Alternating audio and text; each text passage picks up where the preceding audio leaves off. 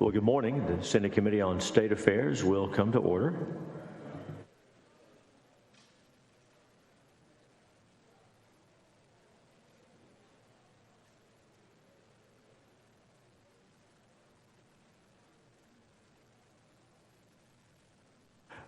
Will the clerk call the roll? Betancourt, Birdwell, Present.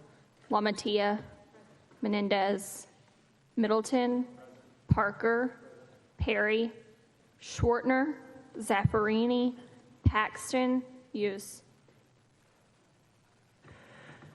Good morning, everyone. We have a decent-sized agenda today. We'll try to move through as expeditiously as we can. For those wishing to testify, there's a kiosk outside of the Senate chamber, so outside those doors directly in front of me.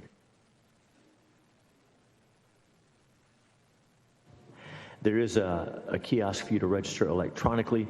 They were having some technical difficulties this morning, and that's being addressed, so you will be able to register. We have plenty of witnesses to get started, but don't worry, anybody who wants to testify will be able to register and testify.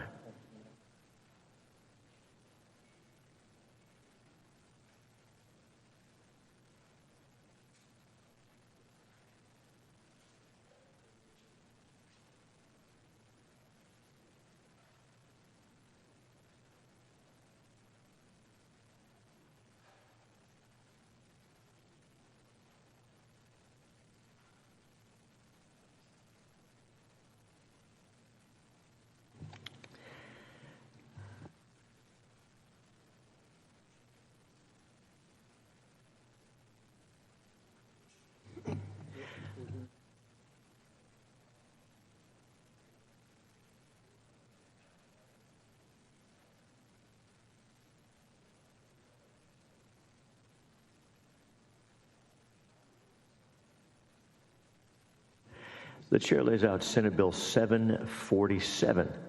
747. And senators, under current law, if a candidate withdraws from the primary runoff after the initial primary, the remaining candidate is declared the winner of the primary and placed on the ballot. In this case, voters have no choice in a runoff as to who will be the party's candidate. So to be clear, let's say we have a primary, no one breaks 50%. So the top two go to a runoff. If one of those then withdraws, the other candidate is declared the winner of the primary, even though they may have gotten a relatively small number of votes. So under Senate Bill 747, if one candidate withdraws from the runoff early enough to be replaced on the runoff ballot, then the ballot will be changed to include the remaining runoff qualifier. So if one of those top two drops out, then 2 and 3 would be in the runoff, if that makes sense. This way, voters will get to choose the candidate they prefer. We do have a committee substitute, which I'll send up at this time. The bill that we filed allows this to occur until 21 days after the vote was canvassed. So 21 days after the canvassing of the votes, you would have to make this change. The committee substitute will change this to 5 days after the deadline for the vote to be canvassed. That'll make sense as we go along. And I'll yield for your questions. Mr. Chairman. Senator Birdwell. Thank you, Mr. Chairman. On the committee sub, you mentioned it now goes to 5 days after the vote is canvassed. What does that functionally mean from the date of the election? No, Senator, thank you. The originally filed bill says 21 days after the vote was canvassed. The substitute says 5 days after the deadline for the vote to be canvassed. That way we're not at the mercy of when the canvass actually takes place. So there's a deadline for the vote to be canvassed, and we go 5 days after that, regardless of when the canvass takes place. There's more certainty that way, if that makes sense. So the canvassing is a fluid date. So you've set a firm date based upon the fluid date, which is indeterminate, but still would give us 2 to 3 weeks rather than I think the 3 days is in law now. So yes, sir. The okay. Canvass deadline is generally 11 to 15 days after the election, and we'll go 5 days beyond that. So you said it very well. It's less fluid this way. Okay. Thank you, sir. Thanks, Senator. Senators, any other questions? Very well, we'll open up testimony, and we have invited testimony on Senate Bill 747. Chair calls Suzanne Harp. So make your way down, take your time, make your way down to the table here and get situated. And I'll announce again, if anyone wishes to testify on the bill, register at the kiosk outside, and we will want to hear from you. There we go. Any of those seats are fine. All right, get set up, and when you're ready, you turn the microphone on with the button there at the base, and the green light will come on. Introduce yourself and give us your testimony. Welcome. Good morning. My name is Suzanne Harp, and thank you, Senator Hughes, for your work and help on this important bill, and other distinguished senators. I appreciate you having us here today, and I appreciate the invite. My name is Suzanne Harp, and I did run for Congress in Texas's 3rd Congressional District, which comprises Collin and Hunt County. We started our race in October, ran a very vigorous race for 5 months till a March 1st deadline. We had over 200 grassroots volunteers, lots of good support throughout the county, both at the city level and at the even at some of the federal level as well. At the end of our race, though, we were come up short in 3rd place, but we did get 20.8% of the vote in a 5-way race. So we were told, as you can imagine, being brand new to politics, we would get 2 or 3% of the vote. So we felt like it was a nice, valiant effort, and we really wanted to honor not only Texas, but the volunteers and the grassroots movement. So March 1st comes, and we are 3rd place. Hours after that was determined, the 1st place nominee was withdrew from the race, which left the next place, 2nd place, to be our nominee with just 27% of the vote. So as you can imagine, we were all shocked. We didn't know. We were calling the Secretary of State's office. They didn't know. Everybody had to read the law and figure out that, no, we are not going to be on the ballot for a runoff. So we saw that it was a definite gap in the law and needed to protect Texas. So I'd like you to also consider what happened in the Texas Land Commission and the Texas Railroad Commission. Our 1st place nominee had more than 48 or 49% respectively. The 2nd place had 14 or 15% respectively. If God forbid, the 1st place nominee were to drop off, our nominee for the Republican Party would have been 15% going into the general election, which is leaving, obviously, 85% of the vote disenfranchised. So what we would like to do is just see that in a runoff be more congruent with our general election or our regular primary election law. Thank you. Thank you for your testimony. Senators, any questions for the witness? Thank you very much for being here. Thank you. We'll now open public testimony on Senate Bill 747.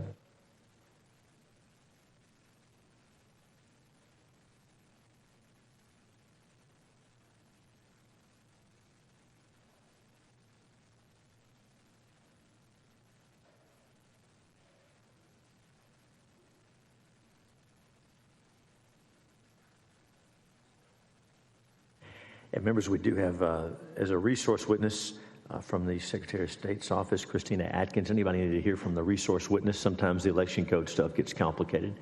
Everybody okay? Very well.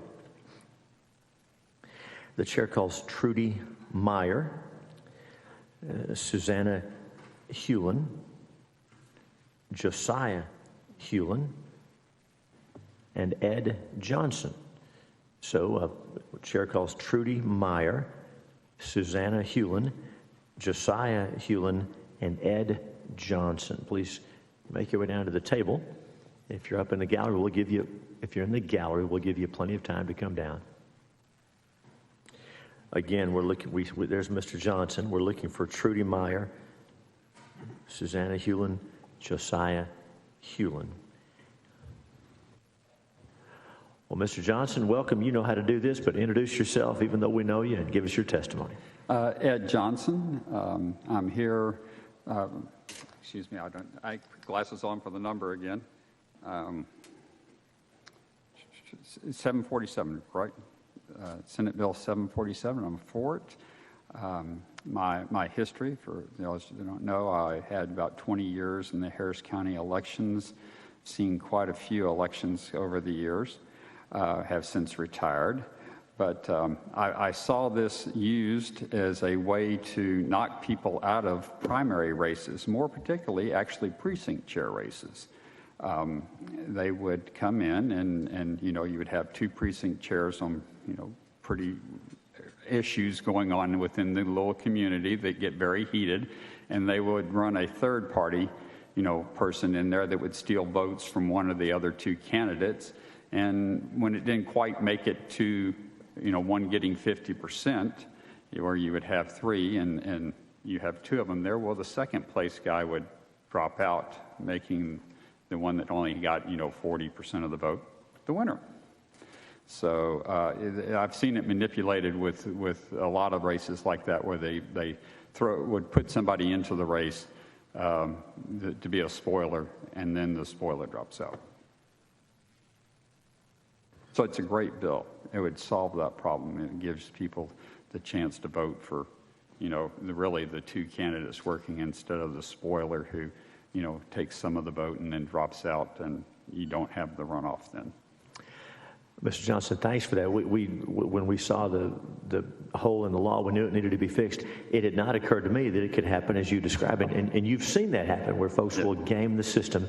I hadn't even thought about that. Thank you. Yes. Senator, is there any questions for Mr. Johnson? Thanks for your testimony. Thank you.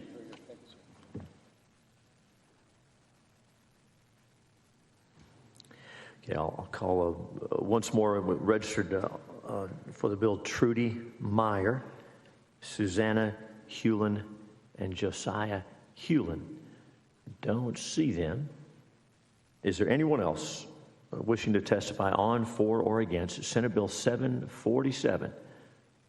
Seeing none, public testimony is closed.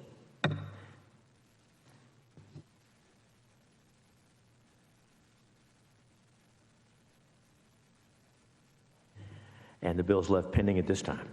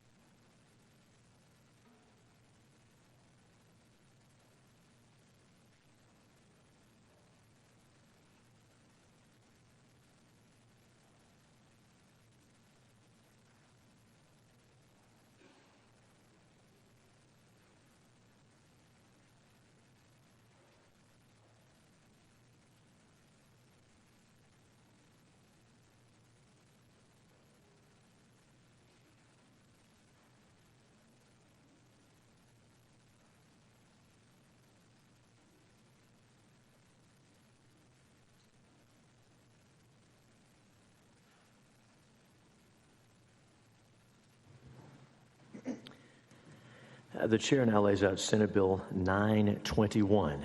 921.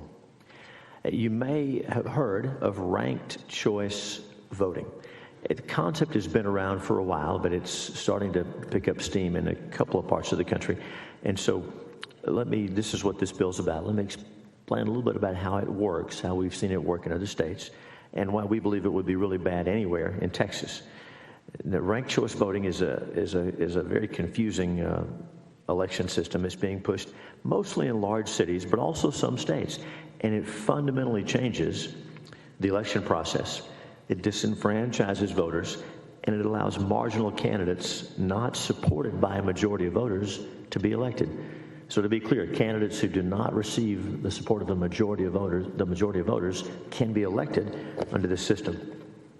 As of December of last year, 64 American jurisdictions have ranked choice voting in place.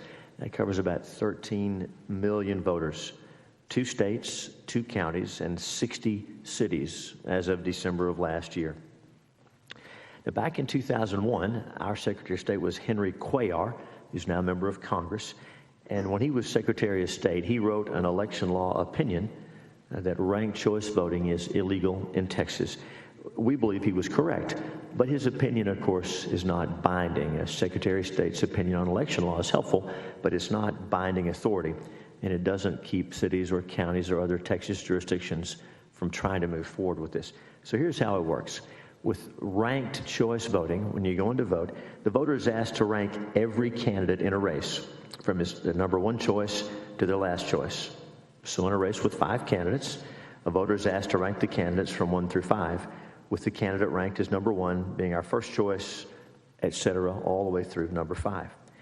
And so after that takes place, when it's time to count the votes, if no candidate wins a majority in the tabulation of the ballots, then the candidate with the fewest number of votes is eliminated, and the voters who selected that candidate as their number 1 choice have their votes changed to their second choice, and another round of tabulation takes place.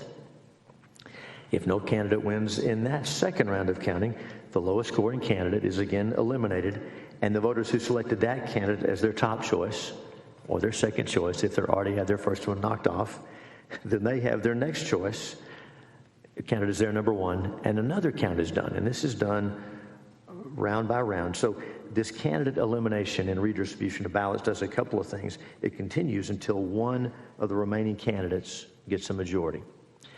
But that candidate may have been the second, third, fourth, or even last choice of the majority of the voters, meaning a candidate could win who is not the first choice of a majority of voters. It's confusing, it's an opaque process, and it's prone to errors. In Alameda County, California, officials found 2 months after a school board election, just last year, in 2022, a school board election took place, and 2 months after the race, they realized they had incorrectly counted the votes using ranked choice voting, and they had certified the wrong candidate as the winner. No election official even noticed because it's such a complex, complicated process. It was not until an outside advocacy group that went back and looked at the numbers realized the problem, and the election officials admitted it was an error. Back in 2021, in the New York mayor's race, it took 8 rounds of vote counting of the 10 candidates over 2 weeks before a final winner was announced. By the eighth round, the ballots of more than 140,000 had been thrown out because they did not completely rank all candidate choices. Now let's talk about that for just a moment. Let's say you're a voter and you're being asked to vote in this ranked choice election, and there are 5 candidates. You're asked to rank 1 through 5, but you're thinking, I don't want to dilute my vote. I'm just going to vote for my first choice, and I'm not going to vote for the rest. If you do that, once your first choice candidate gets knocked off, your vote does not count in subsequent rounds. That happened to 140,000 voters in the New York mayor's race in 2021. In fact, we've learned that in states and cities that have tried this, about a third of all voters do not choose more than just the one candidate. So their votes get thrown out in those cases in subsequent rounds. I think you get how this works and the problems that come along with it. Exhausted ballots, that's what they call it, when those ranked choice elections when your votes don't count all the way down. Many of these ballots are thrown out due to voter error in following the instructions. And then voters that follow the instructions to the letter can be thrown away because their candidates are their votes are for the candidate that didn't make it through to that round. It's confusing, and as candidates come off through multiple rounds, voters go all the way down only if they rank them all that they were supposed to, and their candidate is still in the running. It's a very confusing process, and voters don't understand it. Voters are confused by it, and we understand that long and confusing ballots have a way of discouraging people from participating in the process. And so, like with so many items, this is mostly taking root at the city level, and we have to stop it before, again, some of our cities in Texas try to do this and confuse and disenfranchise voters using this really complicated and error-prone system. So that's ranked choice voting. You probably all knew that. I had to do a little study to get a handle on it, but it's taking root in some parts of the country, and we do not need it in Texas. So that's what the bill asserts, and I will yield for your questions. Senator Birdwell. I'm sorry I'm the spring butt today asking all the questions, so let me, the intent of the bill is solid, but more of an administrative question in that the chapter that this is going into is subchapter B, which is the runoff chapter. Based upon where it's written, my sense is that it would preclude a ranked choice voting in the runoff, but we are, in the state of Texas, runoffs are already just the top two. Does this need to go in the chapter that deals with the primary election as opposed to the runoff election? That's a great question. We looked at that, and it's in Chapter 2, which is vote required for election to office, and then that subchapter, which deals with runoffs, because that's when these processes would kick in. But they tell us, since it is in the subchapter, it's in the chapter dealing with election for office, we're okay. We can tweak that if we need to, but we had Ledge Counsel and lawyers look at it, and they say, since it's in the right chapter, the subchapter is not relevant. Okay. All right. Thank you, Mr. Chairman. Thank you, Senator. Members, any other questions?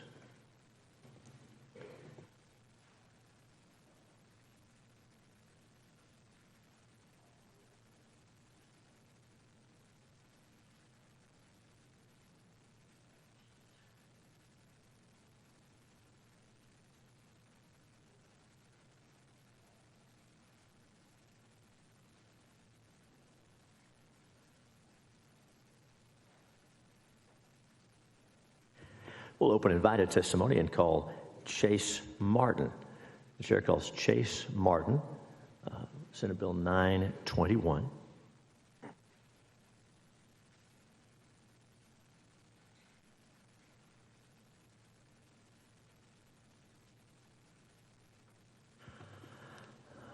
Welcome. Get situated there and introduce yourself and give us your testimony. Thank you. Good morning, Chairman Hughes and honorable members of the committee. My name is Chase Martin, and I'm a visiting fellow at the Opportunity Solutions Project. OSP is a nonpartisan, nonprofit organization. We work in 40 states across the country with one clear goal: to help more people achieve the American dream. I appreciate the opportunity to speak today in support of this legislation. SB 921 will protect Texas voters from ranked choice voting, a disastrous and alternative voting system that discounts votes, diminishes confidence, and threatens fast and accurate ballot counting. The bill will provide important clarity to the current general and administrative prohibition on preferential voting systems in Texas. Lawmakers across the country have recognized the problems with ranked choice voting, and in 2022, Florida and Tennessee banned it statewide and preempted local jurisdictions from adopting it. Special interest groups have successfully pushed ranked choice voting at the statewide level in Maine and Alaska through ballot initiatives. Some cities across the country have implemented it, including New York City, San Francisco, Burlington, Vermont, Portland, Oregon, and Cambridge, Massachusetts. Under ranked choice voting, voters are forced to rank all the candidates in order of their preference, even those they would never support. I think the chairman did a great job of summarizing it earlier. As he said, if no candidate wins a majority, then the candidate with the least number of votes is eliminated. The second preference choices of the voters whose candidate was eliminated are then used to retally the votes. The process is repeated until a candidate receives more than 50% of the votes that have not been exhausted. So let's review the problematic track record. Under ranked choice voting, not every ballot that is cast will count towards the election result. In Maine's 2018 2nd Congressional District election, over 8,000 ballots were tossed out and didn't count towards the election result. Bruce Poliquin received 46.3% of the vote ahead of Jared Golden's 45.6%. But since Poliquin didn't receive 50% of the vote, there was a second round of tabulation. The Secretary of State threw out the 8,000 exhausted ballots. Golden was declared the winner with 50.6% of the remaining ballots, but only 49.2% of the total ballots cast. Ranked choice voting created a fake majority. Golden never actually obtained a majority of votes that were cast in the election. In 2022, special election to fill the seat of the late Alaskan Congressman Don Young, nearly 15,000 votes were thrown out. before the Democrat Mary Pilato was declared the winner. In fact, 60% of voters chose a Republican in the first round, but by the last tally, Petola came out ahead by just 5,200 votes. The exhausted ballots were simply tossed out because they only voted for the other Republican candidate instead of ranking all of the candidates. Now, I'll skip ahead because you summarized some of the great talking points of the numbers, but ranked choice voting also threatens fast and accurate ballot counting. New York City's 2021 Democratic mayoral primary took 15 days to announce a winner. The New York City Board of Elections accidentally included 135,000 test ballots in its publicly posted tally before fixing the error. In Maine in 2022, a technical snafu led to 2 memory sticks, which had recorded more than 16,000 ballots being corrupted. It took 7 days to figure out the deal there. I'll close with ranked choice voting undermines faith in democracy and voter confidence in election results. SB 921 will provide important clarity in Texas law and protect voters from this situation. I urge you to consider supporting this important legislation. Thank you, and I'm happy to answer any questions. Thank you for your testimony. Senators, any questions for the witness? Thank you for being here. Thank you. Thank you. Appreciate it. We'll now open public testimony on Senate Bill 921. And the chair calls Robert Cohen, Andrew Eller, Liz Case Pickens, Susana Carranza. So Robert Cohen, Andrew Eller, Liz Case Pickens, Susana Carranza, and Fran Rhodes. First, I didn't call Miss Rhodes the first time. There she is, Fran Rhodes. Come on down, take a seat. Again, we're looking for Robert Cohen, Andrew Eller, Liz Case Pickens, Susana Carranza, and Fran Rhodes. We normally go from, well, my left to right, right to left. So Ms. Rhodes, if you're ready, we'll get situated there and introduce yourself, give us your testimony. Welcome. Yes, my name is Fran Rhodes. I am president of True Texas Project. I am representing myself and True Texas Project today in support of SB 921. True Texas Project is a statewide grassroots political organization where we try to educate and motivate citizens to engage in government. We currently have 18 groups all over the state. So election integrity is one of the top issues among grassroots voters in Texas. We believe that allowing preferential voting systems would create voter exhaustion, diminish voter confidence, and threaten prompt election results. I personally am totally confused by this whole thing for all of the reasons that you laid out, Senator Hughes. I just can't imagine how it works and what a burden it will put on our election poll workers. I have experience working the ballot board in Tarrant County for about 4 or 5 years in a row, and that is a huge Herculean job as it is. If things have to be counted multiple times, I just can't even imagine, and I don't want to do it, so don't call on me.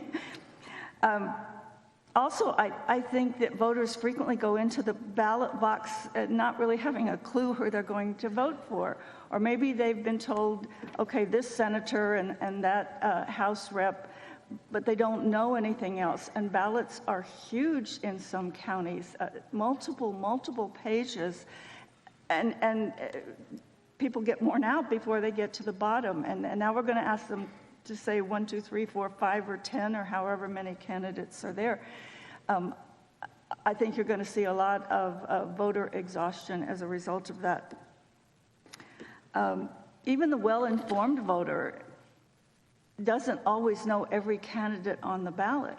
And so maybe they use party designations as a way to decide. But now we're asking them to know every single candidate from every party so that we can say 1, 2, 3, et cetera. I think it's too much. Ballot exhaustion occurs when voters overvote, undervote, or rank candidates that are no longer in contention. I don't understand how that works, but I read that that happens. In some elections, there's several pages of ballots, and voters don't even finish. They just get to the end.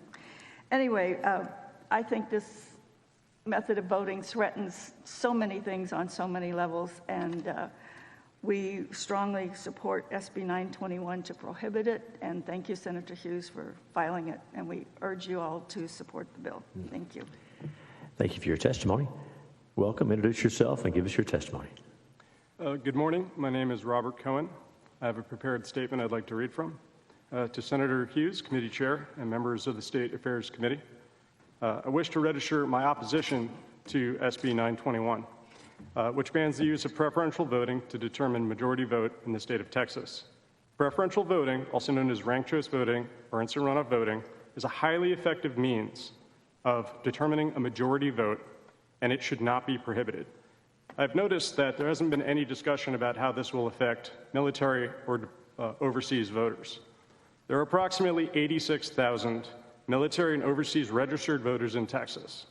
6 southern states use ranked choice voting ballots for deployed active military and other overseas voters, including Alabama, Arkansas, Georgia, Louisiana, Mississippi, and South Carolina. These preferential ballots enable these people to have their votes counted during runoff elections. Without a preferential voting ballot, the delay in delivering standard runoff ballots and returning them before the election deadline is unlikely. These people have a right to participate and have their votes counted in runoff elections. Please do not silence them by banning preferential voting. Allowing preferential voting in special elections would save voter time and taxpayer money by eliminating high-cost, low-turnout runoff elections. Constituents would have representation sooner as well, because election results would be known faster than conducting a runoff election. I am a United States Marine Corps veteran who served in Afghanistan, and I explicitly remember being unable to vote in my local runoff elections due to exactly this issue. A vote against preferential voting is a vote against military members such as myself having a voice in the very system that we fight to protect. A ban on preferential voting is a bad idea. Please oppose SB 921. Thank you. Thank you for your testimony. Welcome. Introduce yourself. Give us your testimony. Hi, my name is Andrew Eller, and I'm the State Republican Executive Committee Man for Senate District 24. I'm here on behalf of the SREC, the Republican Party of Texas, and myself, and we are for the bill. Ranked choice voting, normally abbreviated RCV, I typically call it really confusing to voters because it is inherently confusing, corrupt, opaque, and sometimes viewed as very unconstitutional. RCV violates the one voter, one candidate, one vote principle that we all know and love. RCV is a form of voter suppression as it creates confusion and disenfranchisement for both voters and election officials. Ballot exhaustion is created when a voter overvotes, undervotes, or only ranks candidates that are no longer in contention, and then the ballot no longer counts. In the end, up to 30% of the ballots in RCV elections are seen to have this problem. That's true disenfranchisement of voters. RCV disenfranchises voters who do not understand how the non-intuitive system works. This can lead to vulnerable voters being disenfranchised, as studies on recent RCV elections have shown. And I'll bring up, Senator Hughes laid it out pretty well, what's happened, in some of the other municipalities like New York City. A lot of times we'll hear it needs to be education. Well, New York City spent over $15 million educating their voters, and they still had problems. You still heard that issues. Is another point, ranked choice, ranking candidates rather than voting for only one always results in legitimate ballots being discarded through the RCV multiple counting cycles. During each round of ballot counting, some voters' choices will fall by the wayside and be discarded, silencing their voices. These ballots become trash can, eliminated, or cast aside ballots. And you heard of the many different examples, such as the Oakland, California mayoral race, the New York City mayoral race, the Alameda County school board races, all of those issues. And I'd also like to point out that both the city of Memphis NAACP opposed ranked choice voting, and New York's NAACP also opposed ranked choice voting because it is voter suppression. And just one other thought, there are currently 4 bills on preferential voting before this legislature this session, and those are very bad bills, so we actually need this bill to be pushed through. And I appreciate your comments, letting me comment. Thank you for your testimony. Dr. Carranza, welcome. Introduce yourself. Give us your testimony. Hi, I'm Dr. Susanna Carranza. I'm here representing myself, and I oppose Senate Bill 921. I'm an election judge. I participate in organizations that kind of do little mock elections to explain, how things like that work. Ranked choice voting is actually easier to understand. The systems count themselves. There's no we're not in a place that you have to have a person going there and putting ballots in separate piles. Ranked choice voting is much more taxpayer cost efficient because you don't have to have a second runoff election that usually has really low turnout, and that disenfranchises voters much more than having to choose multiple candidates. In ranked choice of voting elections, you don't have to choose all candidates. You can just rank however many you're familiar with ranking. That would not disenfranchise anybody. If candidates in the ballot and you want to choose them, you can choose them. It promotes consensus candidates because a candidate has to be somebody's second and third choice, so you're much less likely to get extreme views from either side. It promotes higher participation because the election itself happens at once. And also, usually most promoters of ranked choice voting promote for nonpartisan elections where you will have multiple candidates and then a runoff will be not representative of the whole population. So there are many, many reasons to like ranked choice voting. It's not that complicated. I've actually run ranked choice voting elections for local organizations, and it's a matter of you use it once, you learn, and everybody that had never used before, they actually came back to me and saying I like it. I wish every place was like that because the runoff elections are always problematic. I urge you to oppose this bill. Thank you. If you have any questions, let me know. Thank you for your testimony. Senators, any questions for any of the witnesses? Thank you each for your testimony. Thank you for being here.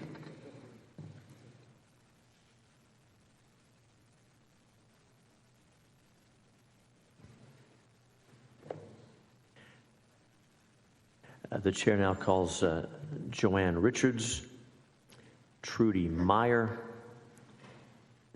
Jacob Spivak, Ken Moore. Again, the chair calls at this time Joanne Richards, Trudy Meyer, Jacob Spivak, Ken Moore, and Eldon Pearson. Eldon Pearson, please come take a seat.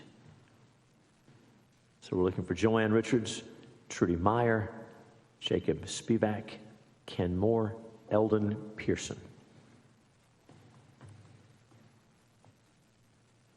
All right, we'll begin here. When you get ready, introduce yourself and give us your testimony. Welcome.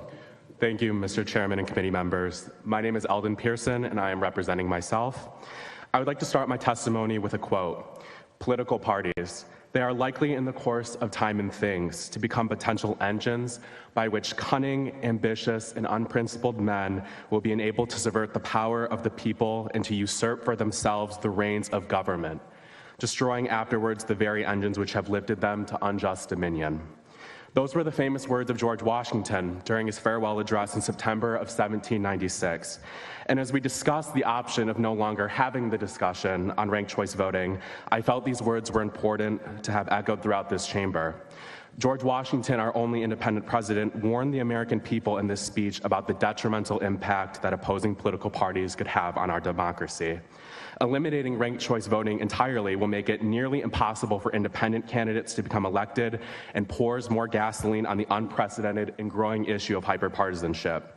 A 2020 study taken down the road at the University of Texas found that 30% of Texan voters do not strongly identify with a political party. And a Gallup poll from last month found that 44% of national voters self-identify as independent. With these margins growing, we want representatives who are issue-oriented and committed to serving their constituents' interests, not their parties. For all of you sitting at this table, ranked choice voting would liberate you to better serve your constituents, your state, and even yourself by reintroducing your ability to truly choose how you are voting on issues without the pressure of partisan influence in choosing for you. I urge you not to pass this bill from committee and be guided by the words of our first and only independent president. Will you subvert popular sovereignty, or will you join us, the people, and be a champion for the founding principles of our democracy? Thank you. Mr. President, thanks for your testimony. I think Senator Betancourt has a question for you. Mr. President, when you look at the historical record, did you look at how the third-party movements have started, like the Populist Party, even back in the 1800s, the Whig parties, et cetera, how they fractured in that particular period of time? Because I think if you go back and you look at some of the third-party movements, you'll see that the absorption of ideas, okay, is what occurred as opposed to really anything else. So I would go back and just take a look at the study of the third-party movements, everything all the way up to the United We Stand movement through with Ross Perot, and you'll see those issues absorbed by the two majority parties. And those parties have changed over time because we don't have the same majority parties that we started with in the Republic. So I would expand back on your quotes from President Washington. It'd be a very interesting study. I have researched out of it, but thank you, Senator. I appreciate it. Thank you. Thank you. Welcome. Introduce yourself. Give us your testimony. Thank you. My name is Jacob Spivak. I'm a software engineer with experience on U.S. government federal IT consulting projects. I came here with some prepared notes, but seeing the testimonies already, I've decided to go off script, and hopefully this can be a little more conversational. I appreciate the back and forth we've already seen talking about the third parties. And I do agree that the third parties, they typically bring in new ideas that get incorporated into the main parties. And I also observe that the parties do change over time, and we seem to be undergoing some of those changes right now. Some people approach this question with the goal of how can we get away from the two-party system, but I don't think that's necessarily the goalpost. I think the goalpost might just be how can the parties better represent their constituents. So bringing my perspective as a software engineer into this, on these government projects that I worked on, we used open source software. Open source software is freedom. If you're not using open source, you are under the control of a closed system that produced that software. So what would it look like if we had an open source election? Software is already very important in many voting systems. It's not fair to simply discount a system because it's implemented in software. Voting machines right now, many of them are black box systems with no transparency. What would it look like if we had a fully transparent voting system where we had transparency into the system itself, but also full transparency into the voters' preferences? I think one of the issues that we're seeing now is that many of the politicians who are lobbying against ranked choice voting realize that they are already not the first choice of their constituents. How many times have people been told to hold their nose and vote for a politician, or to vote, or where their vote is essentially a vote against the opposition, but not voting for what they're truly in favor of? So I see ranked choice voting as simply one option on the table to improve our elections. Thank you for your time. Thank you for your testimony. Welcome. Introduce yourself. Give us your testimony. My name is Ken Moore. I am a state Republican Executive Committee man for Senate District 11, Senator May's district. There's not a whole lot I can add to what's already been said. I think the way the bill was initially laid out is very clear and puts forth most of the issues with it. It will be confusing, and I think especially for those who are older, who are looking at the instructions and trying to figure out what to do with them. We have a system that has served us well for 200 years. I don't see a need to change it. It introduces fuzzy math into the equations, which can give us candidates that no one really wants. And so I would urge you to vote for this bill. I think it's a good one. And thank you for your testimony. Welcome. Introduce yourself and give us your testimony. Thank you very much. I'm Joanne Richards, and I'm testifying on behalf of myself and ranked choice voting for Texas. I've listened to lots of the testimony. Obviously, I am against this particular bill, and I'm against it because it bans all ranked choice voting. And ranked choice voting for Texas is interested in certain types of elections where we think that ranked choice voting would be of benefit. And the three types are for overseas and military voters who are basically disenfranchised during the runoff election period because they can't get their ballots back in time. These people are people who are serving the country, and we should be letting them let their voice be heard. The second is for special elections, and I have written testimony that I left with you that shows what happened in the 6th Congressional District in Dallas with their special election, and the cost of that special election was really quite large per voter. And so I will refer to that particular document. It looks like this, so that you can see it for yourself. And the third is for nonpartisan municipal elections. In nonpartisan municipal elections, I'd like to share my own experience. I live in Austin. I voted in our city council race and mayor race this past election cycle. I preferred multiple candidates, and I would have been perfectly happy with not just one of the candidates on the ballot, but several folks on the ballot. And I was forced yet to make a decision on only one. I would have preferred to rank my preferences in hopes that 1, 2, or 3 of the people that I voted for would have been elected. Because of the number of candidates, a runoff was forced, and it was a costly and negative campaign that I would like to eliminate.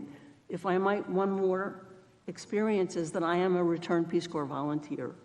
And in 1966, I was not able to vote because I couldn't get a ballot. Thank you for your testimony. Senators, any questions for any of our witnesses? Very well. Thank you for being here. Thank you each.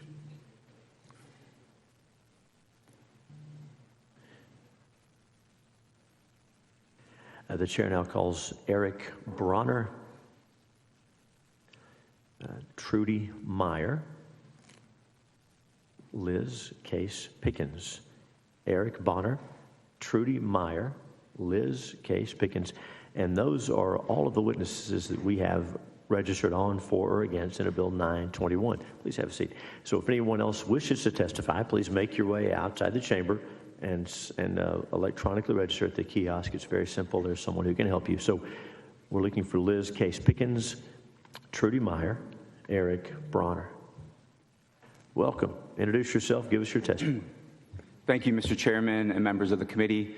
My name is Eric Bronner, and I'm here to register my strong opposition to Senate Bill 921 as both individually and as the founder of Veterans for Political Innovation. I'll be speaking from the heart because I just found out about this bill yesterday. I'm in town for the first time for South by Southwest from Missouri. When I left my home state of Wisconsin in 1993 to go to the Naval Academy, God blessed me with 2 roommates from Texas, men of deep character and deep faith, and one of whom I reached out to this morning and asked if I could share a bit of his story. His name's Clint Bruce from Dallas, Texas, Garland. He served, he was an All-American linebacker for Navy, played in the NFL for a minute, and then served as a Navy SEAL.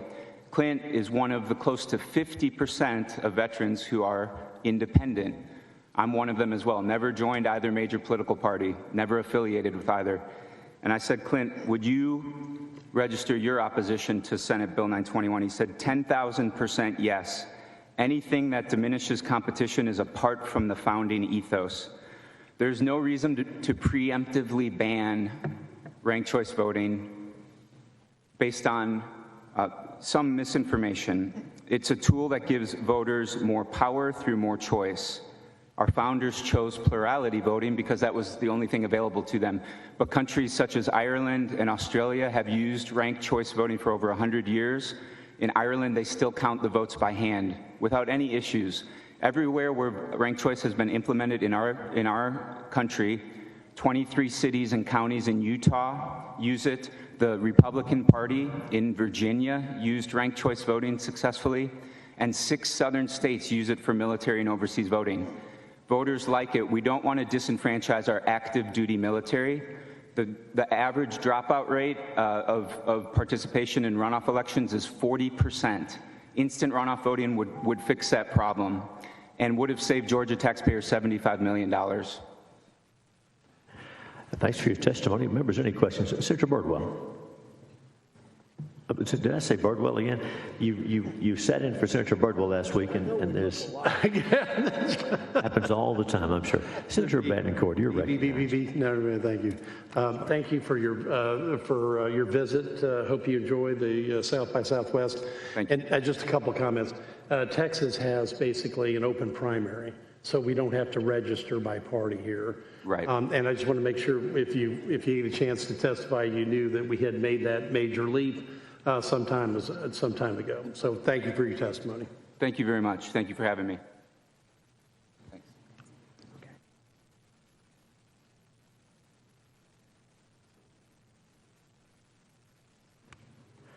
Members, I'm going to call our resource witness from the Secretary of State's office to answer a couple of questions.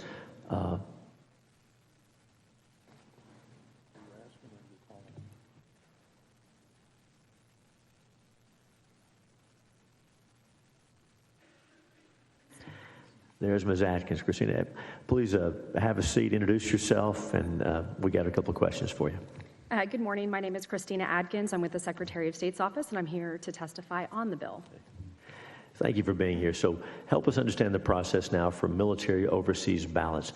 My recollection is that in recent years, the time frame when there's a reason for a runoff, when there's cause for a runoff, the time frame between the general election or the primary and the runoff has been extended to allow for overseas military ballots. Will you walk us through that, please? Absolutely, that's correct. So we have, for example, when we're talking about our primary elections, we have our primary occurring in March.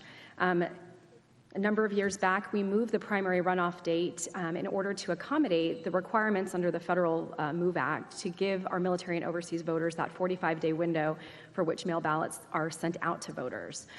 There are also a number of military voters that can opt to receive their balloting materials by email, and so email is a way to deliver their balloting materials to them so they can print them off, mark them, and then put them in the mail. Senator Bettencourt. Thank you. Senator Bettencourt. We did do a major expansion of a portal, I believe, that folks can use to track ballots during the previous year. I don't think our previous guest who had just dropped in for South by Southwest would know that. Would you describe how that portal is working? Because one of the reasons why I offered that amendment was because not only for disabled voters, but for also military voters as well. Yes, Senator. As a result of legislative efforts in 2021, we now have a requirement for the state to implement a ballot by mail tracker so that anybody that's voting by mail can log into the system, check the status of their application, including our military and overseas voters, and they can check the status of their mail ballot throughout the process itself. What you referenced, Senator, was the fact that now in this online ballot by mail tracker, there is the ability, if a voter forgets to include their identification numbers on there, they can log into the tracker to make that correction electronically. Right. So with that, that is obviously a big improvement because that information can be accessed directly by the military voter, disabled voter, any voter really, and wherever they are in the world, because it's all online. So I'm glad to hear that we made such good progress from legislation. It's great to be. I think there was an amendment on your bill, Chairman. I believe so. Yes, sir. Senate Bill 1. Right. Thank you, Senator Birdwell. And I meant Senator Birdwell this time. Go ahead. Good. Thank you, Mr. Chairman. It's never Senator Bettencourt. It's always Senator Birdwell. Sorry. Okay. Just a couple of quick questions. While I retired back in 2004, so it's been 19 years since I took the uniform off, I have voted from overseas. So some of the things you just mentioned technologically were not in place when I was on active duty. The purpose of the 6 weeks is for 2 weeks of the between the regular election and a runoff. Is first 2 weeks, correct me if I'm wrong, first 2 weeks is the certification of the runoff election, so that the ballot for runoff, the next 2 weeks can get to the service member. The following 2 weeks of that 45 days is for the service member to return it. So the real challenge for the service member is not that the state will, because I dealt with this, not in as an advanced a way as, logging in and checking where my vote is. That was not in place at the time that I was voting overseas. But the purpose of that is that 6 weeks is to give the soldier the ability, or sailor, airman, marine, the ability to respond. What the state is not in control of, and what the soldier or sailor is not in control of, is in that intervening 6 week period. I've gotten that call where, the colonel says he needs to see you, and 48 hours later, I'm on a plane to El Salvador. Or, back in 1991, we're preparing to deploy to the first Gulf War. The soldier, the sailor's not in charge of that. The Navy veteran, we just had a go Army beat Navy, but the Navy veteran that came and testified, when those guys in the boomers or the fast attacks go underneath the water, they're not coming back up. I don't know if there's a mechanism to allow them to, runoff is going to occur, but their ship deployment, once they go under the waves, I don't know if there's a mechanism. Is there such a mechanism have I explained the system fairly accurately? And at that point, it's really up to the discretion of the deployment structure of the services that really determines the soldier's availability. It's not the election structure, but it's the military services are determining where the service member has to be, and the ballot catching up to them may be the challenge. I think that's a fair statement. I think that's a great description because, we have the tools in state law and in federal law to get our military voters their balloting materials, electronically to get it to them a little bit more quickly.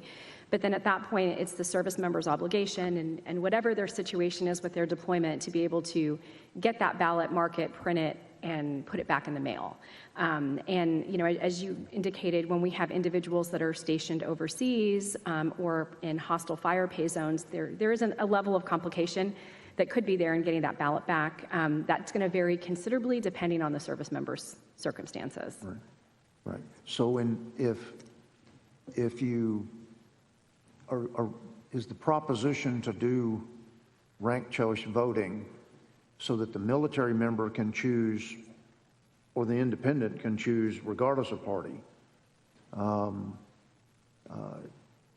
at one time, rather than to make sure that the ballot doesn't have to chase the service member, because I always registered as a Republican, so I would receive the Republican primary ballot, and then I would receive the general election ballot. If there was a runoff, I would receive it. But mail was probably a little slower than it is at this juncture, thus the MOVE Act.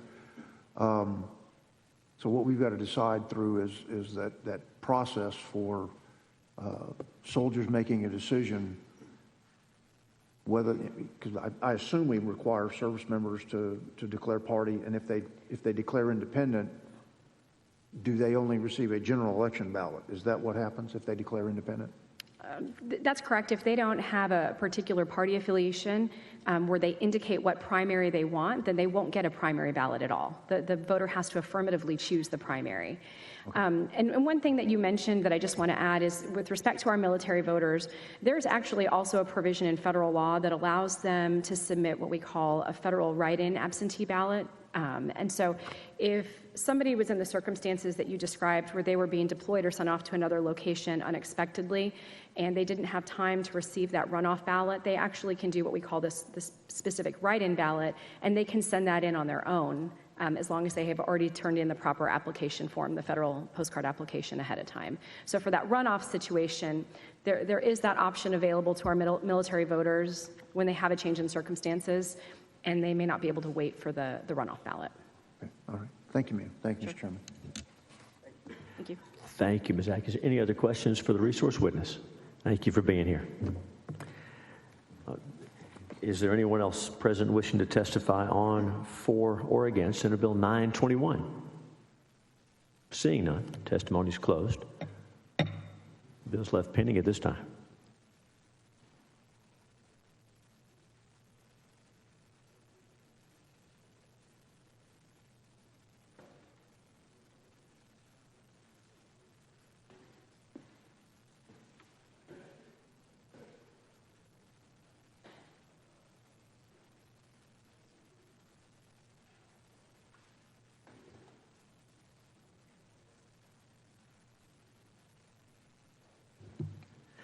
The chair lays out Senate Bill 221, and recognizes its author, Senator Betancourt, to explain the measure.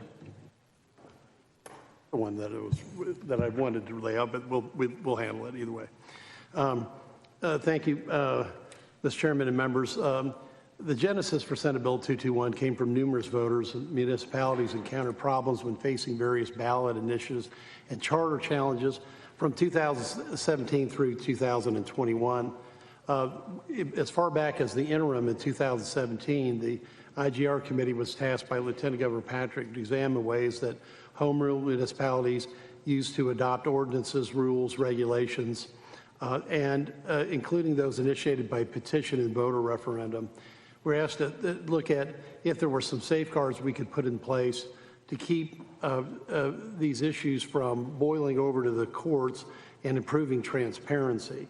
Effectively, what was happening is that there was a massive amount of ballot issue fights based on the language of the ballots themselves. So the highlights of the bill are to set a statute for standard language used on ballots, provide for easier public interaction and understanding of ballot language, allowing for citizen participation during the petition drive and simplifying the petition process, create a non-judicial avenue for citizens to use before being required to file an election challenge, and we'll get back to that because that's a very important point. And when judicial remedies are required, allowing for a rocket docket in state district court for expediting review upon filing of a mandamus petition and allowing a court to rewrite ballot language if the court deems the language rewrite with necessity of a language rewrite. Any of the perception of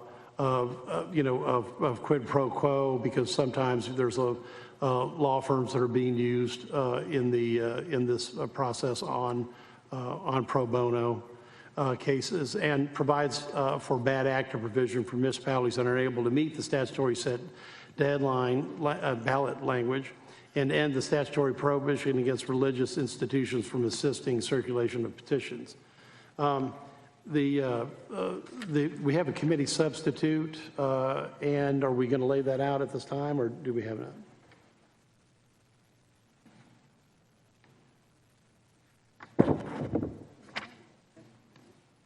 It's just changing it to a legislative council. Okay. Oh, basically, yeah, the committee substitute was to change to a ledge council version of the bill.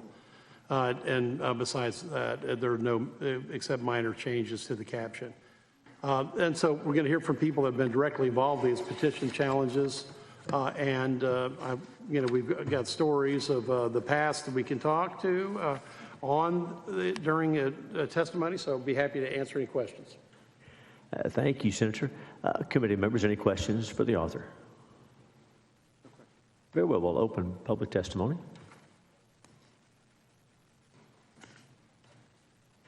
As we get ready for witnesses, does anyone need to hear from our resource witness, Ms. Atkins from the Secretary of State? Any questions for her? Very good.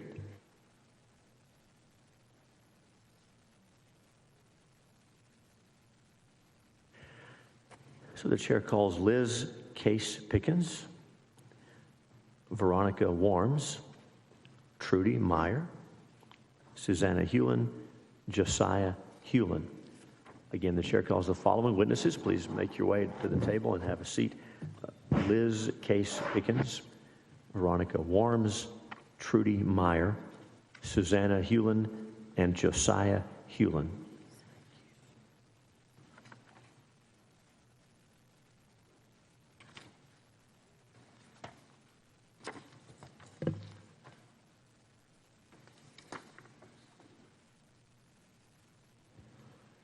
Welcome. When you get situated there, introduce yourself and give us your testimony. Thank you. My name is Veronica Warms, and I am a legal fellow representing the Texas Civil Rights Project. Chair Hughes, Vice Chair Paxton, and members of the Senate State Affairs Committee, I'm here today to testify in opposition to SB 221. Specifically, we oppose imposing an oversight regime on ballot proposition language under the discretion of the Secretary of State's office. Under this bill, the Secretary of State, who is an unelected political appointee, would have the unilateral authority to determine, in that official's judgment, a city's proposed ballot proposition language is misleading, inaccurate, or prejudicial. The Secretary can then request that a city redraft the proposition to correct the defect up to 3 times, after which point the Secretary can just redraft the proposition. This 3-round back-and-forth process could easily take a number of weeks, and after that time, if the city opposes the new ballot language, the parties involved will end up in the same place they currently do, in court, where the dispute may very well take even more weeks or months to resolve. Overall, this bill will just limit the amount of time that local governments have to actually prepare the ballots for upcoming elections, while doing nothing to prevent local governments or the Secretary of State's office from ending up in a court dispute over the ballot proposition language. Given these concerns, we urge the committee not to report this bill favorably. Thank you. Question. Thank you for your testimony. Senator Betancourt, you're recognized. We have some issues with, I'll read through these because I'm going to get to Sugar Land in a second. San Marcos, where city sued petition organizers directly. San Antonio, where they refused to count petitions. Bastrop, where the city splits the petition into 5 charter change items, even though the charter change addressed only one section of the city charter. Richmond, where the city refused to count petitions. Austin, in 2021, where the Texas Supreme Court ordered the city to change deceitful language. But the question I'm asking you is, in Sugar Land, apparently where they denied to count the petition signatures because the petition didn't follow the city charter form for initiative referendum, even though it was filed under local government code 9.004. Why did the city not count their petitions of petitioners when it was filed correctly under state local government code 9.004? I can't speak for the city, but what I can tell you is that this is an undemocratic measure where we're giving state oversight over local ballot proposition language. Well, That's all I can speak to. Okay, well, I mean, I've got 6 examples here, and I haven't even rolled out the big guns on the city of Houston because that went through quite a period of time. But where you have petitioners that are being sued by their government, where their government is refusing to count their petitioners, I see there's some written testimony from the city of Sugar Land, so I'll be asking them that exact same question. Where you have repeated issues to the point where the Supreme Court says that the language on one change in the city was deceitful. That's not my term, that's the direct quote from the Supreme Court. So don't you think that's an issue here that top-down guidelines need to correct? I can't speak for the city. I'm here to speak for the Texas Civil Rights Project, and I've given you our opinion on the matter. Okay, thank you. Thank you. Thank you, members. Any other questions for the witness? Very well. Thank you for being here.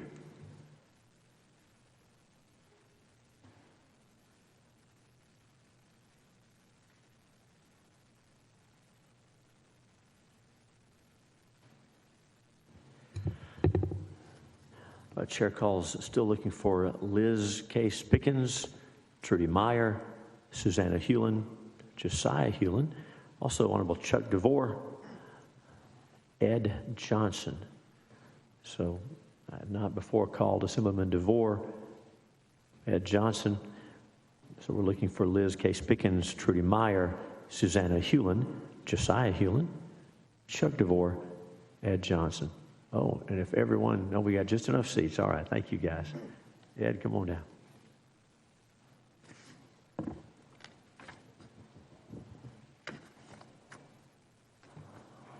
All right, Mr. Johnson, if you're ready, get situated there, introduce yourself, give us your testimony.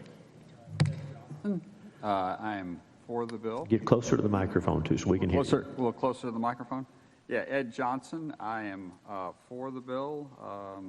Got to get the number again here. Betancourt, it was 2221. 221, yes, sir. We know you testify a lot. 221, go ahead. And, I think this is a really good bill. It definitely, from the last set of testimony, makes this process a lot more democratic or democracy. It gives the public a chance to have an input without going through some kind of court legal battle to get their, petition presented. Currently, the elected officials and people that are running the elections don't know the intricacies, details sometimes of some of these issues that could come forth like, the public does. So it gives them a great avenue to be able to get to the Secretary of State to have them look and review this. The Secretary of State's not the end-all, as the attorney before was saying. In this decision, they are just going to make suggestions. If the Secretary of State's suggestions aren't followed, well, then it goes to court. So it's a good tool to help clean up ballot language, and a lot of times these entities hide their issues or have reverse double negatives in their ballot language that makes it very confusing for the voter. Thanks, Mr. Johnson. Senator Betancourt has questions. Thank you, Mr. Chairman. Mr. Johnson, you've done many petition drives, and one of the obvious points is that you've got a group of citizens that come together for a cause. They may not be the most politically sophisticated outfit because they maybe just came together. This is the first time they've been active. And so they're really not up on all the petition regulations, et cetera. I think one of the important parts of the bill is to create a non-judicial avenue for citizens to use before running into just a pure judicial challenge. Because part of the problem that I see here with these problems like in Austin, San Marcos, Sugar Land, Bastrop, Richmond, is I think that there's an expectation level that once they've turned in petitions, they're done, and they don't realize they could be involved in a very difficult, protracted, in some cases, judicial fight. And I'm hoping to get a non-judicial path through. Your opinion? Yes. No, that's 100% true. These are usually local citizens that have some problem or some concern that they're trying to address that group together that will file a petition. None of them have been in politics or, in the legal system before. And this gives them an avenue to take the Secretary of State, to have the Secretary of State review it to determine if there is a problem or not. If you put that legal battle problem in there or obstacle in there, it's usually one that they can't overcome because these people are volunteers, community members that are working together, and they don't have the funds to fight a legal battle just to have their petition heard. Thank you for your testimony. Thank you very much. Welcome. Introduce yourself. Give us your testimony. Hello, my name is Josiah Hewlin. I am from Willis, Texas, and I'm in favor of SB 221. Thank you. Thank you for your testimony. Welcome. Introduce yourself. Give us your testimony. Yes, my name is Susanna Hewlin, and I'm also from Willis, Texas. We may be related. And I agree and am in favor of this bill, SB 221. Very good. Thank you for your testimony. Welcome. Introduce yourself. Give us your testimony. My name is Liz Case Pickens. I'm from SB 28. And good afternoon, members. I am in support of Senator Betancourt's bill.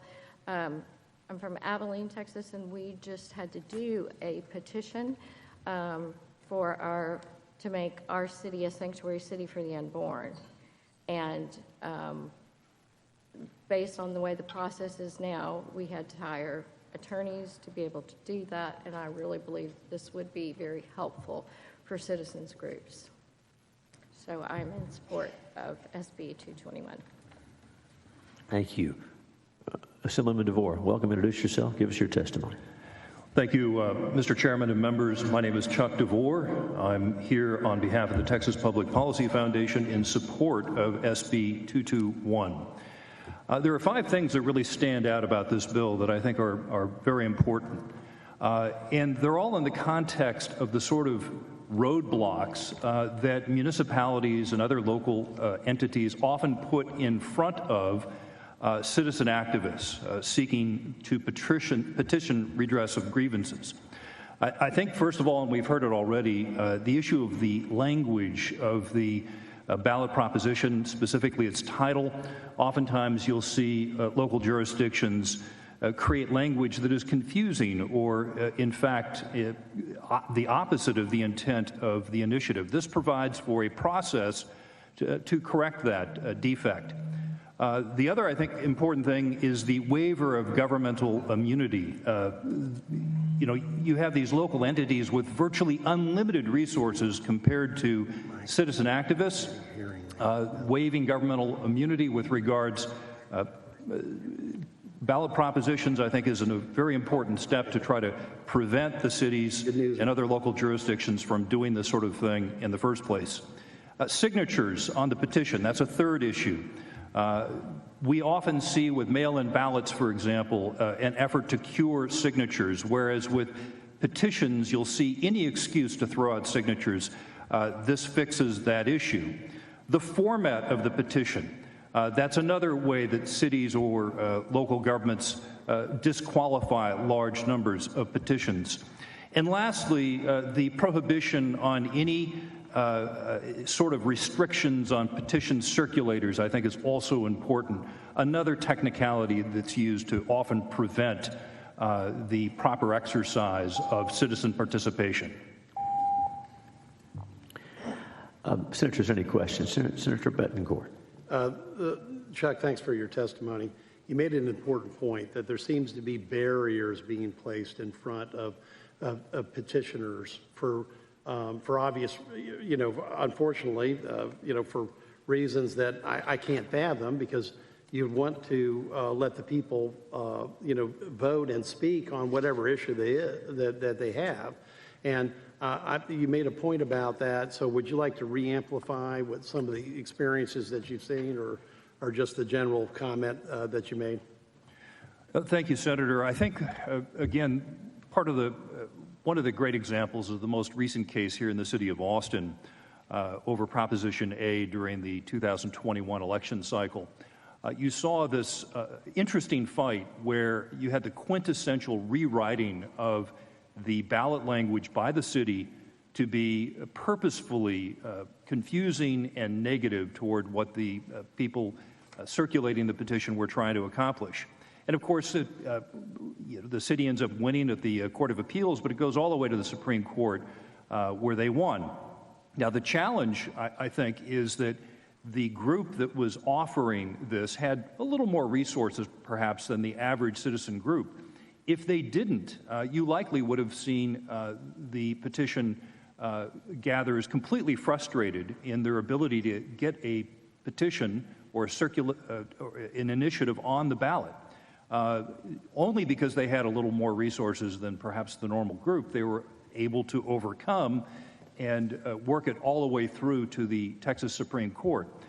So I think that it's a great example. It's like the exception that proves the rule, because most citizen groups do not have those sorts of resources.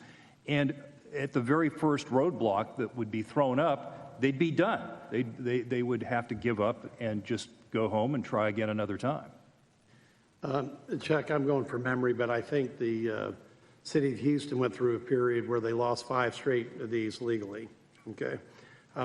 And it seems that under legal review, that what's occurring here is pejoratively against the petitioners.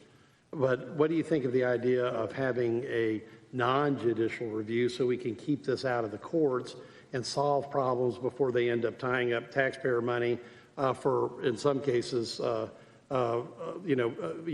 losses in a row, much less the fact that the petitioners had to win those cases?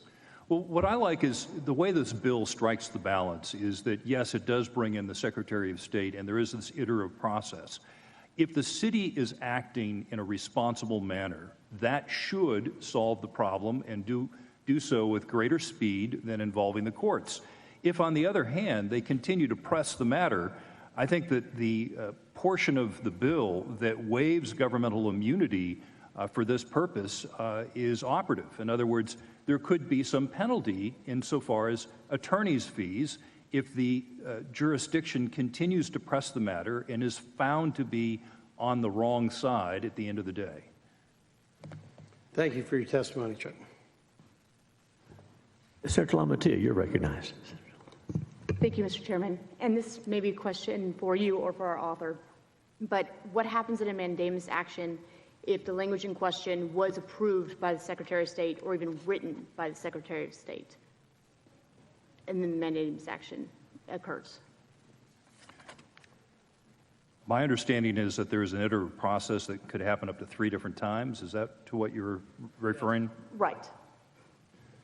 So in that case, would the city still be liable for attorney's fees in those issues if the Secretary of State was the one that wrote the language or approved the language? Well, that's a suggestion, I think, from Mr. DeVore, but... Yeah. My understanding as far as the attorney's fees is if it remains at that level, that there's likely not going to be that sort of a requirement. It's only if it ends up in the courts. That was my reading of the bill. Perhaps the author has a different interpretation. Okay, and to that, Senator, and then if you have to go into judicial remedies, what we've got now is a rocket docket set up in this so that you can get there quickly and get it resolved. Part of the problem is attorney's fees ends up being a very large sum due to the delays in process, and you've got pleas to the jurisdiction even. I've even seen that in here. So you get to a court quickly upon filing a mandamus petition, and then that lets the court rewrite the language if it needs to be. Well, I would hope that after 3 tries, the Secretary of State would not necessarily have gone 0 for 3, but that's why it's there, so that there's an issue, so you can get to a court if you have to. Thank you. Thank you. Mr. Johnson, Mr. Hewlin, Ms. Hewlin, Ms. Pickens, Mr. DeVore, thank you each for your testimony. Thank you for being here. Are you all 2 the newest ones, Mr. Chairman, if I could ask? Is this the first time you've all testified on something? Yes, sir. Yes. I could tell, just anyway, so thank you for coming all this way. Is there anything else you want to say? Since we have like a 50% of your town here. No one. We appreciate what you do. Thank you. Thank you. Thank you for being here. Thank you. Thank you. That was 221, right? Is there anyone else wishing to testify on, for, or against Senate Bill 221? Seeing none, public testimony is closed, and that bill will be left pending at this time.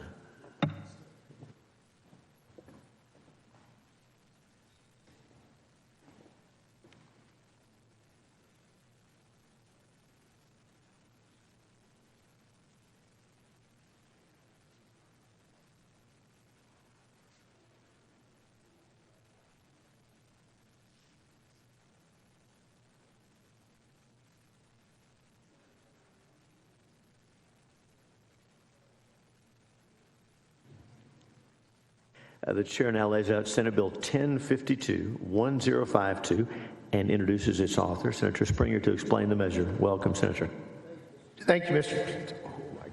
Thank you, Mr. Chairman. And I think I just got a Lenten special by my Senator Betancourt, so I appreciate that. Since you were sitting in my seat in finance, I thought we would actually recognize you as Senator Betancourt, but I'm just trying to catch up with me being recognized as Senator Birdwell. We just keep passing the baton until we get to the end of the 31, but go ahead. All right. Well, thank you, Mr. Chairman and committee members. This bill simply extends the amount of time a judge can be paid for prior to polls opening from 1 hour to 2 hours. Election judges are frontline workers stationed at our voting polls who assist Texans in exercising their cherished right to vote in a free election. Although election judges receive compensation for their time, most are motivated by the desire to do their part of democracy by ensuring a fair and honest process at the grassroots level. The wages for working at the poll sites can range between about $13 to $15 an hour, depending on the election type and the assigned roles that they have. This bill is permissive, so counties that do not want to have to do don't have to do that. But in my home county of Cook County, I know that we've got a lot of, especially ladies who've done this for years and years that are well above 65. We've now gone from the days of when they walked in, they opened the poll book, they slid the ballots out, and they were ready to go, to now we have to get the computers set up and do all these things. And then I think we just allow those election administrators to work with the county commissioners to figure out if they want to do this, and that's why it's permissive. And with that, I'm happy to answer any questions. Thank you, Senator Springer. Members of the committee, any questions for the author? Very well, we'll open public testimony, and as we do that, we do have Christina Atkins here from the Secretary of State's office. Senators or Senator Springer, all senators, any questions for the resource witness? Very well. The chair calls on Senate Bill 1052. Chair calls Liz Case Pickens and Ed Johnson.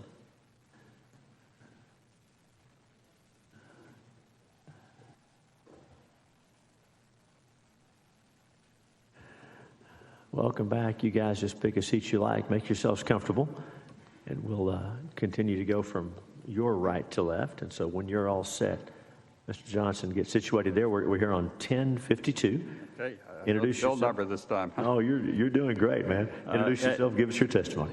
Ed Johnson, here for Senate Bill 1052. Before, I've spent 20 years in Harris County doing different election tasks and processes. Get a little closer to the mic so we can doing different election tasks and processes. So I have seen this firsthand, and in fact, my wife was the election judge for 25 years, I think. So I know that it takes longer than an hour usually to set up a polling location.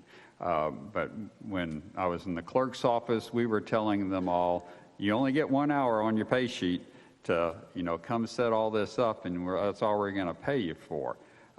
Quite often, though, people were honest, and they would put down the amount of time that it really took them to set up, which could be up to 2 hours usually, or maybe even a little more. When we would get those in and we gave it to our county HR department and our county attorney, they said, you're paying them. He said, there's federal law that requires you to pay people for hours worked. I said, I don't care what the election code says. So, this is basically, puts us a little more in line with federal law and paying people for compensating them from what they work.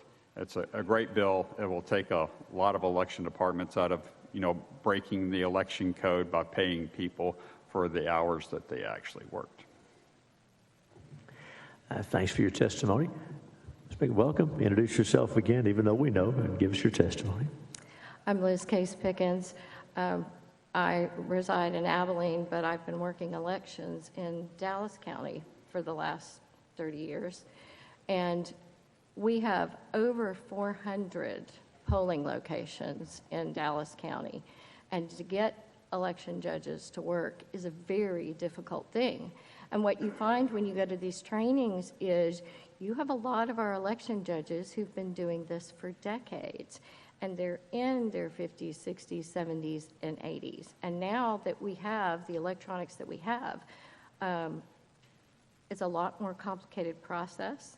Our equipment is big and heavy and difficult to set up.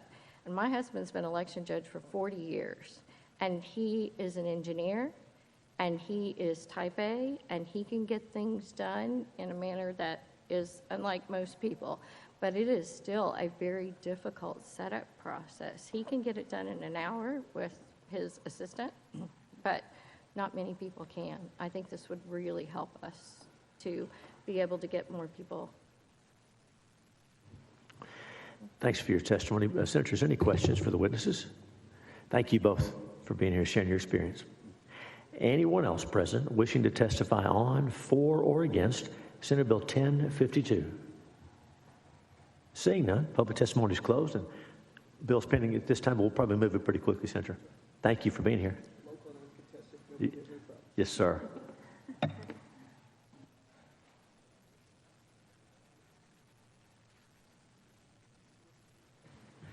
The chair now lays out Senate Bill 825, and recognizes its author, Senator Betancourt, to explain the measure. Thank you, Mr. Chairman and members. Under Section 2212.028 of the Texas Election Code, if a candidate wishes to request a recount of the election, the candidate must file an application for recount by 5 p.m. on the second day after the day of the canvass. Unfortunately, there's no provision for major holidays or weekends. So the need for this bill became apparent on the canvass done on November 8th, 2022 elections in Harris County. They canvassed on November 22nd, which is Tuesday before Thanksgiving.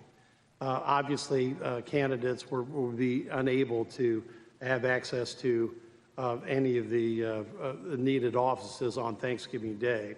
So as a result, a candidate only had 1 day to file an application for recount. As we're all aware, the race can change from one candidate winning to another due to the time of close on an election day canvass, due to the fact that you're counting ballots that have come in post the informal or the unofficial results that are posted the election at the time. So this would give candidates 1 more day to file an application, and would give it legal time to the next regular business day, past a Saturday, a Sunday, or a legal holiday. And so with that, be happy to answer any questions. I think that one's pretty straightforward. Thank you, Senator. Members, any questions for the author? Right.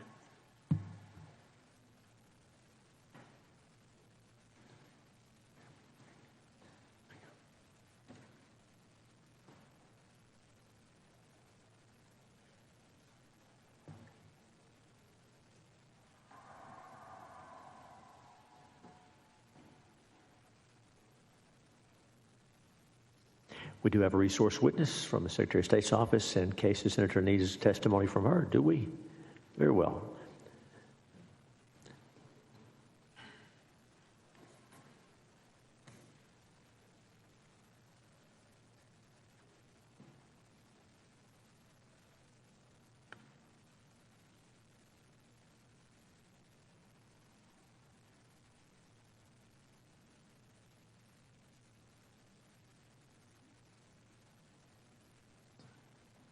The chair calls Sharon Albertson. Sharon Albertson testifying.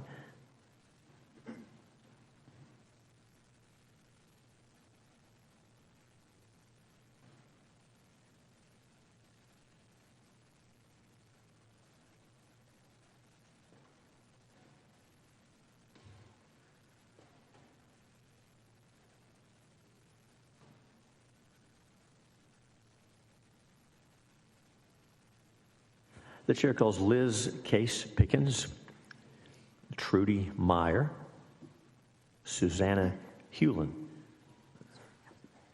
So we're on Senate Bill 825. And those folks who have registered to testify on, for, or against this bill, please make your way down. We'll give you plenty of time.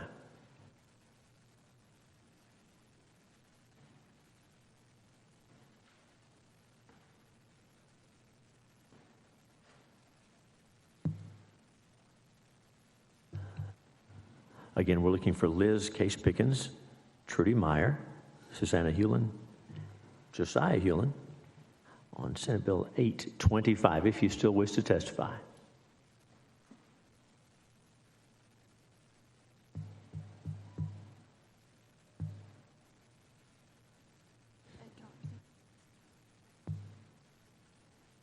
Mr. Johnson, are you testifying on this one?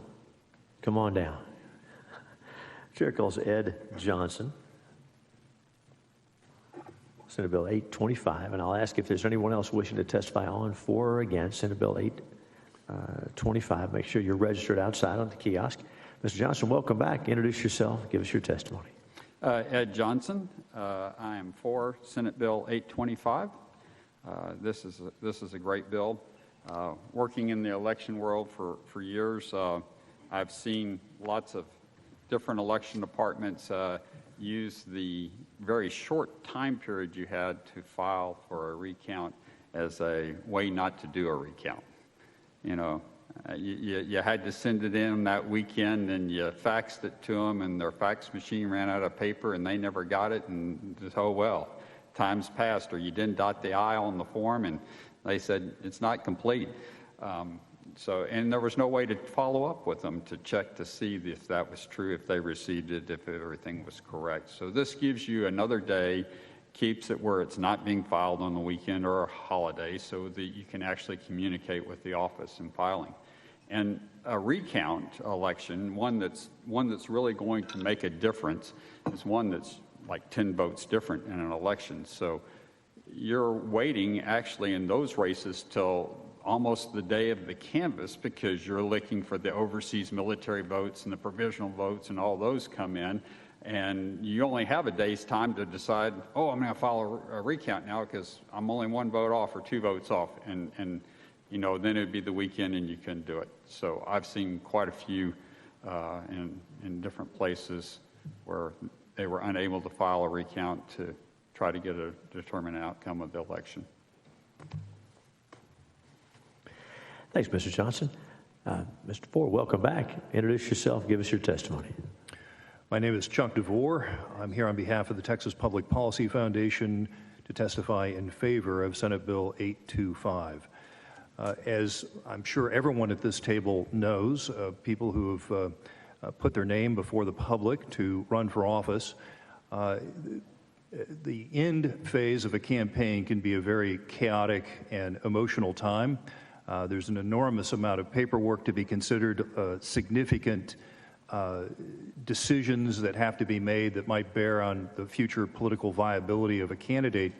And therefore, offering an extra day to file for a recount and accounting for holidays, I think, is a common sense measure that will allow for this very important function to be considered with more deliberation and more preparation, which I think benefits both the candidate and the process of elections.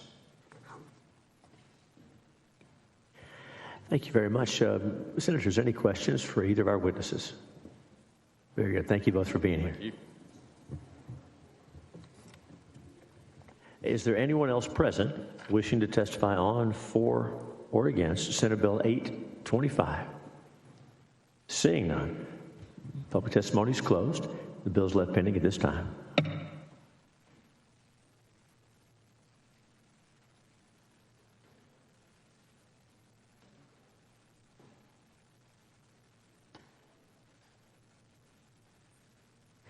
The chair now lays out Senate Bill 175, and recognizes its author, Senator Middleton, to explain the measure. Thank you, Mr. Chairman, members. Today I'm laying out Senate Bill 175, and I wanted to take a moment to thank everybody for coming here today, everyone for and against, on both sides of it, from taking the time to come up from the community. A lot of local elected officials are here today, and I just want to take a moment to recognize the sacrifice you made to come up to your state capitol. It is my honor to bring Senate Bill 175 today. Senate Bill 175 will ban the practice of taxpayer-funded lobbying in the state of Texas. And taxpayer-funded lobbying is the use of public funds by political subdivisions for registered Austin lobbyists.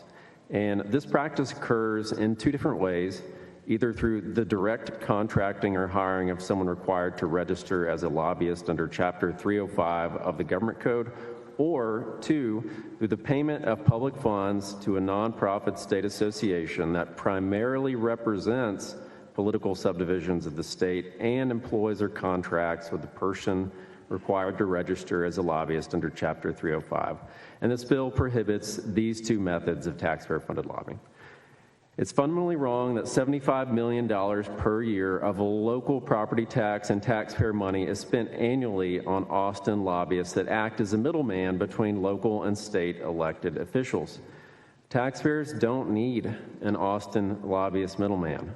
Elected officials are supposed to directly represent their communities, whether that's at the state level or local level. And better than an Austin lobbyist, every taxpayer in the great state of Texas has a state representative and state senator to represent them in Austin. Senate Bill 175 encourages that direct communication between elected officials by removing the Austin lobbyist middleman. We should not give certain elected officials special treatment to use taxpayer funds to have an advantage over the voices of local voters at their state capital. Taxpayer-funded lobbying can trend to the unethical at times as well. Frequently, taxpayer-funded lobbyists are hired to work against legislation that is in the best interests of taxpayers and parents as well. Taxpayer-funded lobbyists have opposed election integrity reforms. They've opposed the ban on a state income tax. They opposed fixing the teacher retirement system pension, SB 12, in 2019. They are lobbying currently against trusting and empowering Texas parents through parental rights. Of course, they also opposed property tax relief and reform and even opposed increased voter input in property tax increases, and at times have even wanted a higher motor vehicle gas tax, which, we're right now seeing record gas prices. So, Mr. Chairman and members of the committee, today you're likely to hear many misrepresentations of what this bill does and does not do. So I wanted to take a moment to talk about its intent and its impact and provide clarity on some of those misrepresentations. So this bill does not affect chambers of commerce, parent-teachers associations, fire associations, police associations, sheriff associations, or teacher associations, because those are individual dues-paying associations. Individuals have a choice to join those groups, but right now, taxpayers in the state of Texas have no choice but to pay for taxpayer-funded lobbyists that oftentimes they're very likely to disagree with. And at the end of the day, what that is forced speech by taxpayers. This bill does not ban or prohibit associations such as the Texas Association of Counties, the Texas Municipal League, or Texas Association of School Boards. It doesn't ban them from providing legal advice, risk pool insurance, continuing education, legislative tracking or bill reading, bill analysis to support or oppose bills, bill recommendations, sending newsletters, or providing regular updates to political subdivisions, as long as those associations do not hire someone under Chapter 305 that is required to register as a lobbyist. And none of those services I just pointed out would require anyone to register as a lobbyist. This bill also does not prohibit local elected officials or their staff from communicating with members of the legislature or using public funds to travel to Austin to testify before the legislature, because there is a large exemption from registration under the lobby laws in Chapter 305 for local elected officials and their staff. And at the end of the day, all levels of government are elected to directly represent our constituents' voices without that Austin lobbyist middleman. And today I also have a committee substitute that I just wanted to take a moment to lay out here. So the committee substitute removes the repealer that was in the original as-filed version of the bill, and that was 89.002, which was repealed. And so we put that back in. And what that does is it explicitly shows that counties may associate. I don't believe that that's necessary, because right now counties are not explicitly granted the authority to hire registered lobbyists, but we did put that back in and restored that explicit authority under 89.002. Additionally, the committee substitute makes conforming changes to align that section with the ban. So what this means is the conforming changes actually improve the ability of Texas Association of Counties to take positions on legislation by removing subdivision 4, because prior to this committee substitute and under the current law today, an employee of Texas Association of Counties could not directly or indirectly attempt to influence legislation or testify before committee without an invitation of that committee. So that is repealed, so that actually grows the ability of Texas Association of Counties to come before committee and support or oppose legislation. And then also I wanted to point out that that section, of course, has to conform with Section 556.0056, that they do not expend public funds on someone required to register under Chapter 305 of the Government Code as a registered lobbyist. And with that, Mr. Chairman, I will yield for questions. Thank you, Senator Middleton. Senator Birdwell has questions for you. Senator. Thank you, Mr. Chairman. Senator, I think I caught where you went to the committee sub, so let me just, for the record, clarify, if I may, two things. In the committee sub, and you and I think had spoken about this, if the affiliation of a geopolitical subdivision is now done by individual membership, like I think you mentioned with the Police Chiefs Association, the Sheriff's Association, individual members pay out of their own revenue, not out of taxpayer revenue. That becomes what I think you called a member-based organization. This bill will do that and take membership in TAC, TML, maybe some others, out of the taxpayer realm of general appropriation dollars to pay for membership to where individual members pay for membership. And as the base bill read, it did that, but then still precluded TAC or TML from being able to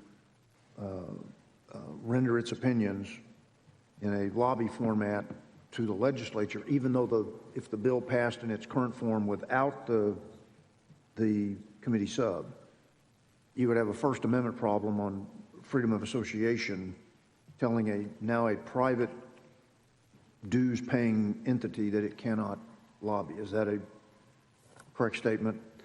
Yeah, so really it tracks the intent of the bill, the committee substitute does, which is we really want to encourage individuals to join associations as they do with, teachers and police and fire and sheriff. And of course, it still does allow, even under the committee sub and the original version as well, for public funds to go to an entity that only represents government, not the individuals, only represents government, as long as they don't hire a contract with someone that's required to register, basically. So what I'm trying to get to is making sure that the bifurcation has actually occurred in the committee sub, that if now TAC and TML are member-driven organizations and not a government organization, that takes them out, that puts them now into that First Amendment realm as private citizens that have coalesced, as opposed to government entities using taxpayer money. And your committee sub allows that, I think as you'd laid out, not only allows them to now be heard as an association by being a private membership entity, but it actually gives them more ability to be heard as opposed to what current law says. And I've understood this correctly. And I think that's a change that probably will occur here, where they become an individual organization where they represent individual commissioners, county judges, city council members, school board members, because right now, the way they're set up, like Texas Association of School Boards does not represent the individual school board members, they represent the government entity that is a school board. The same with Texas Association of Counties, they don't represent the individual commissioners or the county judge, they represent the government entity.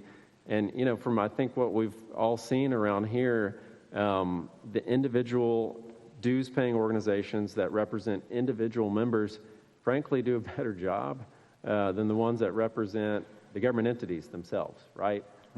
Because those interests can conflict a lot of the times. And I know you're going to hear about some of it today in committee testimony regarding an issue that we've had in Galveston County with the county treasurer's office. And we've got some good testimony on that here today. Okay. So I just wanted to make sure that that clear bifurcation had now occurred in the committee substitute, as opposed to base bill. Going to an individual member organization now affords them the ability to coalesce individual commissioners, individual council members, within those associations, and we're not violating that First Amendment right of what is now a privately funded entity as opposed to a taxpayer-funded entity.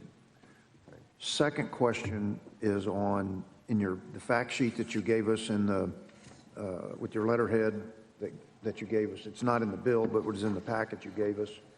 There's a paragraph that said that frequently asked questions. Would this bill prohibit the use of non-employee contract consultants or organizations which advise political subdivisions on legislative issues that affect them or provide bill tracking information, legislative alerts, advisories, or similar information to local governments, local elected officials, or even members of the legislature? The answer is no. No such services have never triggered the lobby registration requirement and are thus unaffected by the bill. So the question would then be, based upon the committee substitute, is it, I want to be very, very granular here in stovepiping the question to make sure it's directly applicable to what I'm thinking through. If a city, I've got numerous, just as you do, I've got 12 counties worth of folks. If a city wanted to use such a tracking, in fact, Mayor Jensen from Grand Prairie's here, he's got a unique circumstance where half of his city's in Dallas County, half of his city is in Tarrant County, and the overlapping geopolitical subdivisions that he deals with, even if he's not as interested in dealing with the legislature, he's got to have somebody tracking all of the different other governmental entities making decisions that impact his area. And I've got similar in the more urbanized areas of my district. If I'll just say City of Waco wants to use somebody to do the bill tracking, if that individual happens to be a 305 entity, can they still do bill tracking without lobbying, or does it have to be somebody that is outside the 305? I may be qualified to be a 305. Does that preclude me from being that bill tracking entity for information, legislative alerts, or advisories? So if I'm qualified as a 305, registered for organization X, but City Y comes to me to want to track, does that disqualify me from tracking because I'm registered as a lobbyist for something else? Well, so they cannot spend public funds on an association that represents government, so not the individual, city council example we had a second ago, that hires or contracts someone that's required to register a lobbyist. However, bill tracking and legislative analysis like that does not require you to register as a lobbyist. So under the Chapter 305 right now, there are basically three ways. One of them is the least common, and that's what I call the taxpayer-funded entertainment lobbyist. And that's say that last part. Taxpayer-funded what? Taxpayer-funded entertainment lobbyists. That's where they're spending more than about $880 per calendar quarter and buying meals or entertainment, or I don't really know of many cities or counties doing that, honestly. So it's really the least common. So the most common way that would trigger a lobby registration is compensation of $1,760 per calendar quarter, and more than 40 hours or more per calendar quarter to influence the outcome of legislation. So that means face-to-face time with you or your staff, right? So that does not include bill tracking. And we have a second provision here that's very important. That is a total exemption for local government and their staff from having to register. Total exemption. And that includes members of the judicial, legislative, executive branch, state government, or any political subdivision of the state is not required to register under the compensation or hours threshold while acting in their official capacity as an employee of that public entity. Right? So that's really the exemption that applies to pretty much every city, county, school district, you name it, where they can have someone that works for them as the county judge's secretary, that is helping with the bill tracking, and then they can still have those bill tracking services with an association, right? Here are the good and bad bills this week. They send it out, It goes to every member in the organization, just kind of like a lot of the advocacy groups work right now that are not government entities, where essentially they have their good and bad bills of the week. They send it out to their members. They help organize, support or oppose, meaning, you know, people showing up to committee, where it rarely impacts just one or two political subdivisions, usually a lot, you know, when we have legislation that does. And then, you know, that is a total exemption from the lobby registration laws. Would it, because I don't want taxpayer-funded lobbying, but I'm trying to make sure that, and I think you've addressed it well, that it would not preclude cities, counties, geopolitical subdivisions from being informed. Because the real difficulty for many of my geopolitical subdivisions is I've got 2 counties that make up almost 50% of my population, and then the other 10 counties that are not as robust financially, you know, Hill, Bosque, Comanche, Hamilton, Eastland. If each of those individual counties now has to hire somebody to track, it creates a division of labor that is so great, the efficiencies would be questioned. But I want to make sure that we're not impeding the ability of local governments to be informed while we're also impeding the taxpayer-funded lobbying. So we break that connection so that they can still be informed. So I think you've done that well. That would allow the geopolitical subdivisions the ability to track without executing the 305 chapter. It bifurcates the money aspects, the funding, so it creates an individual membership structure. So I think your committee substitute addresses those questions, because I want to support the bill. I'm going to support the bill, but I wanted to make sure that with those of us that have a substantial amount of rural Texas that does not have as much robust ability to do the bill tracking, that they can coalesce together, have a mechanism to be able to do that. I think you've addressed that with TAC and TML as well. So thank you for the committee substitute. I appreciate it. Thank you, Chairman. And we want to encourage that. You know, I've heard this from a lot of especially our rural counties, rural cities, rural school districts, where it's hard to keep up with what's going on, and we want to make sure, and it is allowed and encouraged, these bill tracking and legislative analysis and all the things that happen in the interim as well. You know, we're only in session every other year, right? So there's a lot of legal advice and risk pool issues, and, you know, how do we navigate state agencies and all these things like that occur, and that does not require you to register. You only register when you're influencing the outcome of legislation, right? So, I mean, I really believe that the most effective way, you know, is to put that out to the members through bill tracking. Hey, this is a bad bill. This is a good bill. It's being heard this day. Here's why. Here are the points for it. Here are the points against it. You know, and I think that is an effective way to get people to the Capitol and inform them of what's going on, and that does not trigger the lobby registration laws. Yeah. Okay. Thank you. Thank you, Mr. Chairman. Thank you, Senator Birdwell. Senator Perry, you're recognized. Thank you. So I just got the sub here a second ago. So just in a layman's, very succinct, if I'm understanding what you're doing, you're taking TAC out of basically and that's important to me with my counties. I've got, you know, probably of my 41 or whatever it is now, I've probably got 3 urban and the rest are all rural. So, but if they remove themselves and go to a member, so back up, so they can do everything they're doing today except hire someone under 305 and leave their membership from the county, or you got to take that off and go to the membership as an individual? No, we kind of talked about 2 different things with Senator Birdwell. So under the bill, they really have a few choices here. So one is continue to operate as they do today, where they only represent government, and they just can't hire a contract with someone required to register as a lobbyist. Or 2, what could happen is we could convert, or they could convert to like our police, fire, and other organizations, where then they're individual organizations and it's their choice whether or not they want to hire a lobbyist that's required to register under 305, and they're not in the bill anymore at that point.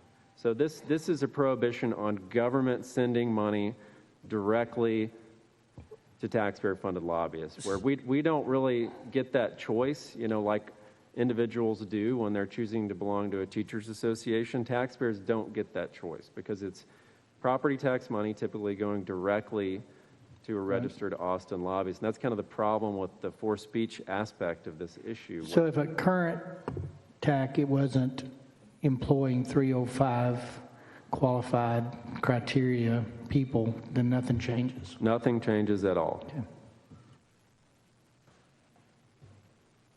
Senator Bencourt, you're recognized. Thank you, Mr. Chairman. You've had a long history with this bill, have you not? And I think that at least somebody that has filed this bill and gotten it out of the Senate in prior years, I can remember you on the other end of this. So you want to go over your history of this?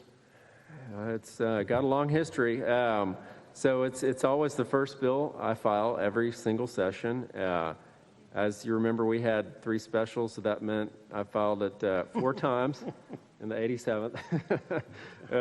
So, you know, this is my 3rd session, but not the 3rd time that I filed this bill, is the long and the short of that. But, you know, at the end of the day, one of the things that really first alerted me how bad this issue is how many lobbyists we saw against property tax limits and reform.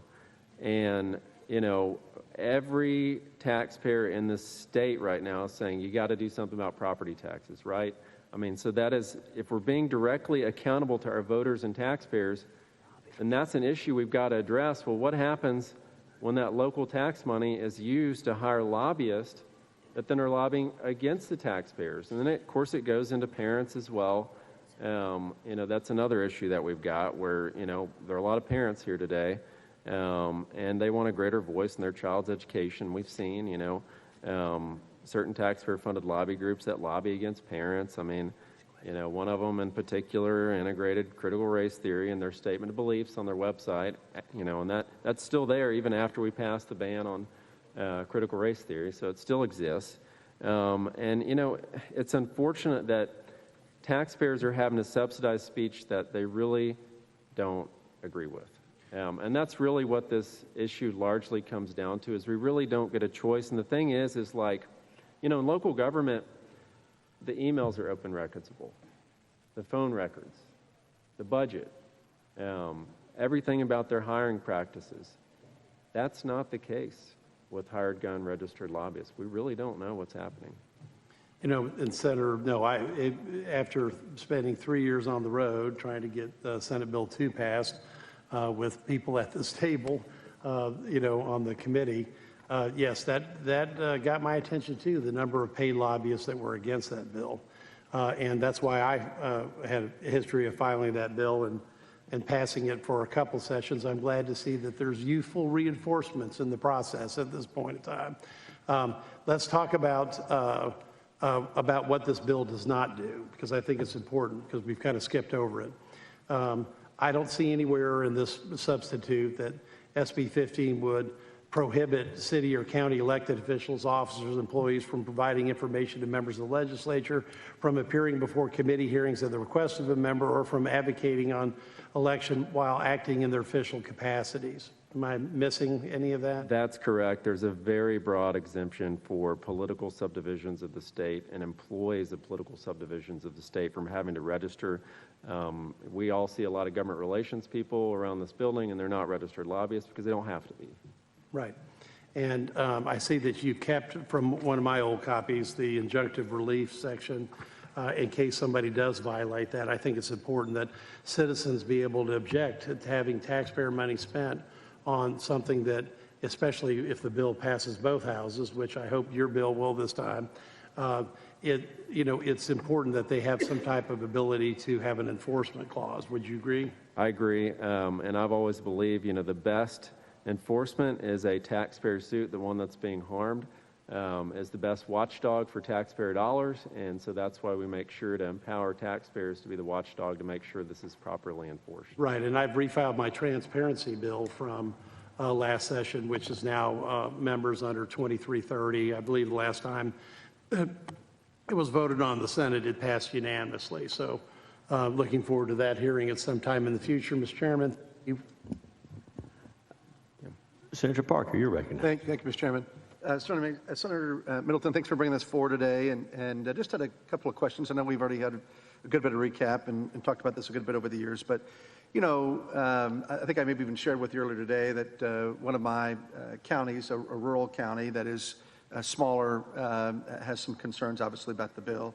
I think a lot of the things that we discussed this morning have covered that. But the principal, I think, issue that has always concerned me is with regard to some of the smaller communities in particular. A lot of the larger cities have the ability to, because of their budget size, to hire government affairs folks on a full-time basis, whereas a lot of the smaller communities can't. So just maybe, again, just kind of set the record, give folks your perspective on the substitute, on how we address those issues, that it's not taking away a voice, if you will, for smaller communities and smaller counties, so to speak, in the state.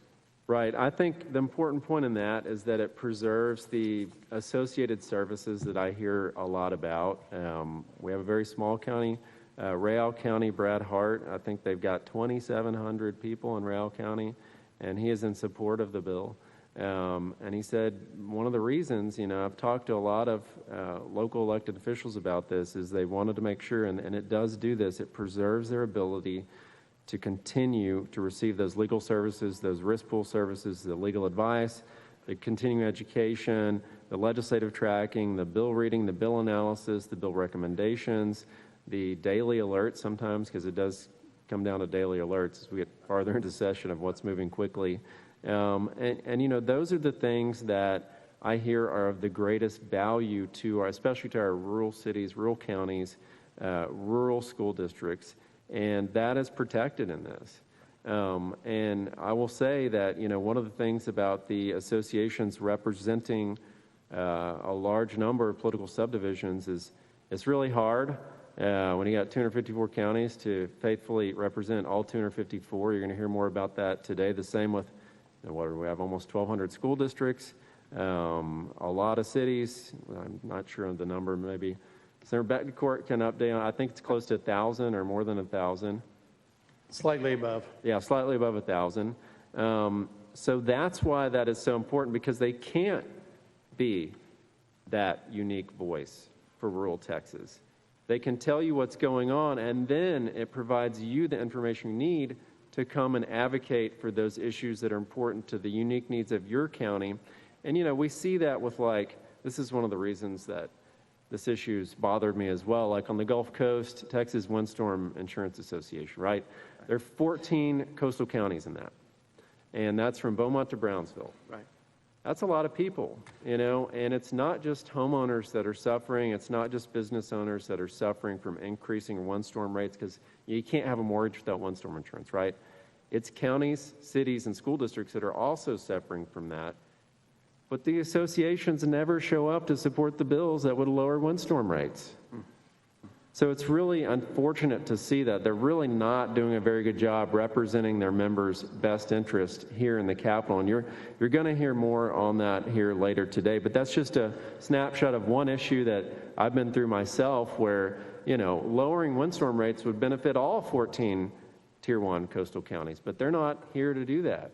And that's why I think making sure that we protect that bill tracking service so they're aware of those kind of things, because the best advocate on those issues are going to be the counties that are directly impacted by it.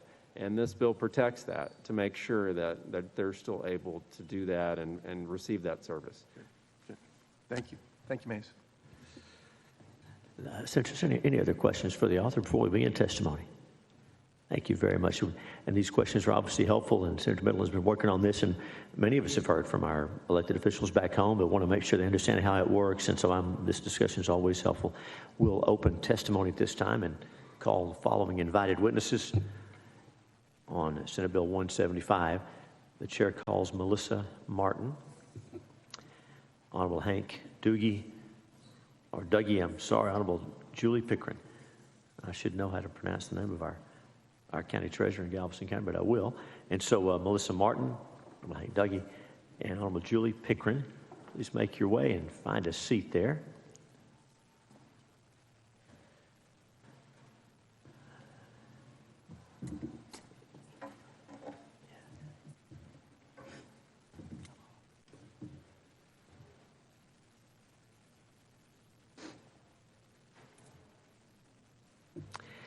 And we generally go from left to right for us, right to left for you all. So please introduce yourself, give us your testimony, and welcome. Thank you, Chairman and committee members. My name is Hank Doogie, and I have the honor of hopefully serving as the last and final county treasurer in Galveston County. I know I've met with many of you and some of your staff about what's going on in Galveston County, and I'll provide my testimony here a little bit later in regards to what we're doing locally and how it relates to SB 175. I am in favor of SB 175, the ban of the cancer that is taxpayer-funded lobbying. And I also want to alert you to nefarious activity that is going on in the state of Texas by said taxpayer-funded lobbyists. I have a long history in local government. I started my service on city council in League City before being elected to a countywide office in Galveston County. I have long been a fan of the services provided by local government associations such as TML and TAC for their risk pool management, for the legislation tracking that they provide, but the lobbying that they do is horrendous and is non-representative of the voters here in Galveston County or across the state of Texas. These organizations have co-opted the clout, the status, the office of local elected officials to use for their own special interests and purposes. These lobbyists misrepresent their members and misrepresent themselves as a pseudo-government organization with representative authority. So how are they not representative? First off, they're not elected by voters. They might be made up of elected officials who are elected, but these organizations are not elected by voters to represent them in matters of legislation. These folks do not post agendas or have open dialogue about legislative priorities. The decisions that are made by these organizations are made at the top by staff, by consultants, by lobbyists, and then spoon-fed down to elected officials to kind of carry out their message. I ran very openly and transparently in Galveston County to eliminate my office, the office of county treasurer. I defeated a 20-year incumbent and a third challenger without having to go to a runoff election. The citizens of Galveston County overwhelmingly support what we were trying to do while eliminating the treasurer's position and becoming the 10th county in Texas to do so. TAC has intervened and gone office to office and told different legislators and staff misrepresenting themselves by saying that Galveston County is against the item, that the county treasurer is against the item. I am the county treasurer. I am for SJR 28. I am for eliminating the office of Galveston County Treasurer. So for them to be a pseudo-government organization that pretends to represent elected officials across the state and to go and misrepresent the facts to the legislature, I think it's horrendous. It needs to be stopped. There's a number of instances that they've misrepresented themselves. In the 87th session, they told the County Affairs Committee members on the House side that the County Commissioners Court were not in support of the item. The County Commissioners Court voted unanimously and bipartisanly in support of the item. But the committee members were told that the Commissioners Court did not support it. Here in the 88th session, I've met with over 100 legislative offices, and I've found the same thing to be true. These paid taxpayer-funded lobbyists are going into offices and telling them that the current treasurer and the Commissioners Court are against our local bill, which could not be further from the truth. We have, once again, unanimous support from the Commissioners Court, and we have support of myself, the elected treasurer, and 12 of 13 cities within the county have passed resolutions in support of our local bill. Not only are they not representative on their face, but they're also misrepresenting the facts to the legislature. And I think this bill, SB 175, is a big step in the right direction to protect taxpayers from being misrepresented here at the legislature. One last thing to note, in my race, there was some electioneering taking place by Texas Association of Counties against me and in support of my opponent. They are well-funded and well-connected. They use their influence to do what it is that they want to do and not what taxpayers or citizens in Texas want their elected officials to do. So as a local elected official, I think we need to keep the good from these associations and do away with the bad, which is the lobbying activities. I'm available for any questions, and thank you for your time and for your service to the great state of Texas. Thank you for your testimony. Welcome. Introduce yourself. Give us your testimony. Good afternoon. My name is Melissa Martin, and I'm here to speak on behalf of myself. I want to speak in favor of Senate Bill 175. I'm a public school teacher here in Texas, and I'm in my 23rd year of teaching. I'm not here as a representative of my school district or my campus. During my career, I've watched some troubling trends in education, and I'm especially troubled by the direction that TASB has taken our education system.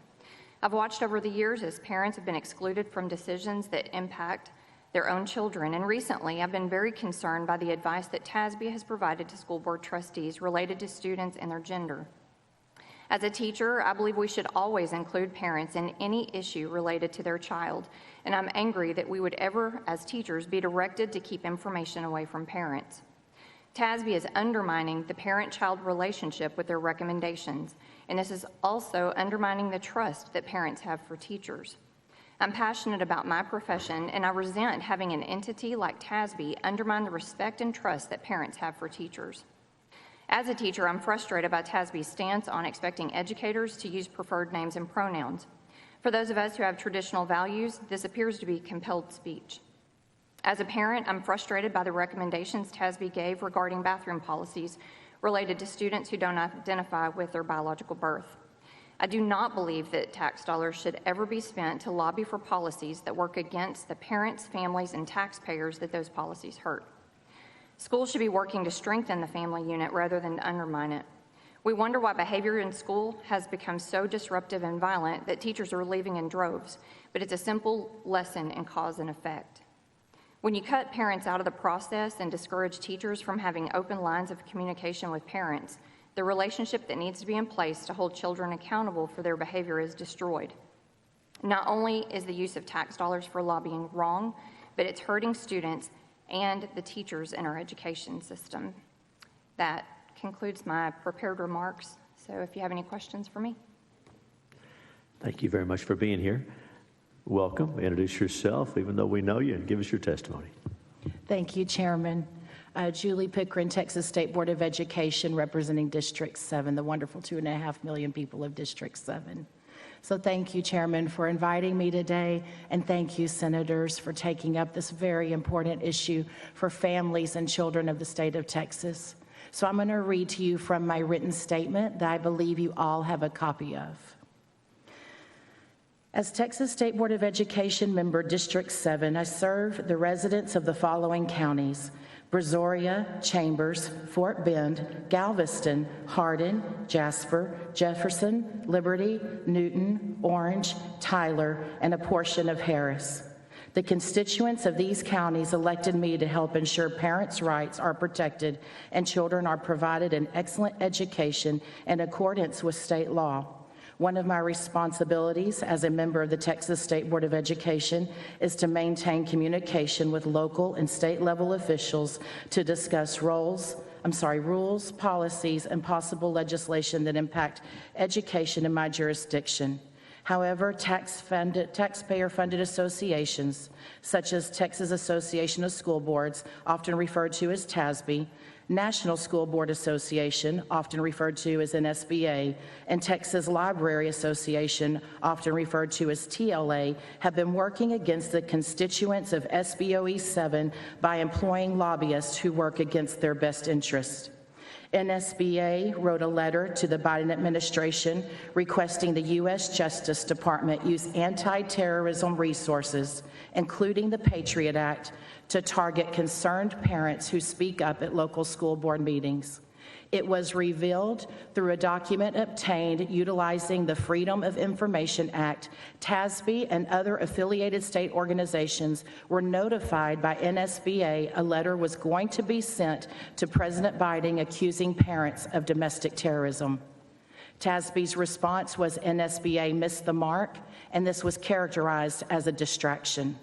However, TASB did eventually sever ties with NSBA after 8 months of the FBI being weaponized against parents. Additionally, TASB and their school board trustee training in the fall of 2022 taught best practices that are an affront to parents' rights in SBOE 7. The training consisted of instructing school leadership how to change a child's gender at the request of the student with or without parental knowledge, and school board policies that could allow boys and girls' locker rooms and restrooms and vice versa. Additionally, the NSBA has recommended policies for school districts to provide gender transitioning affirmation care to minors while keeping it confidential from parents. It is our tax dollars being used to deprive parents of their God-given right to make health decisions for their children.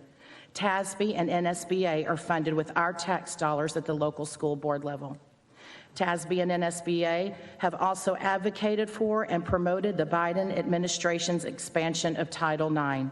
The TASB policy expands Title IX protections to biological males who identify as a female. This is in direct opposition to Texas Save Women's Sports Act, signed into law in 2021. Also, the 5th and 11th Circuit Court of Appeals have issued rulings against portions of the Title IX expansion based on gender identity. Another taxpayer-funded lobbyist group that is working against the will of the constituents of Texas SBOE 7 is the Texas Library Association. TLA at their 2022 conference hosted training sessions by Dr. Ibram X. Kendi, a national proponent of critical race theory, and training sessions hosted by adult entertainers Justin Johnson and Joseph Hoselton.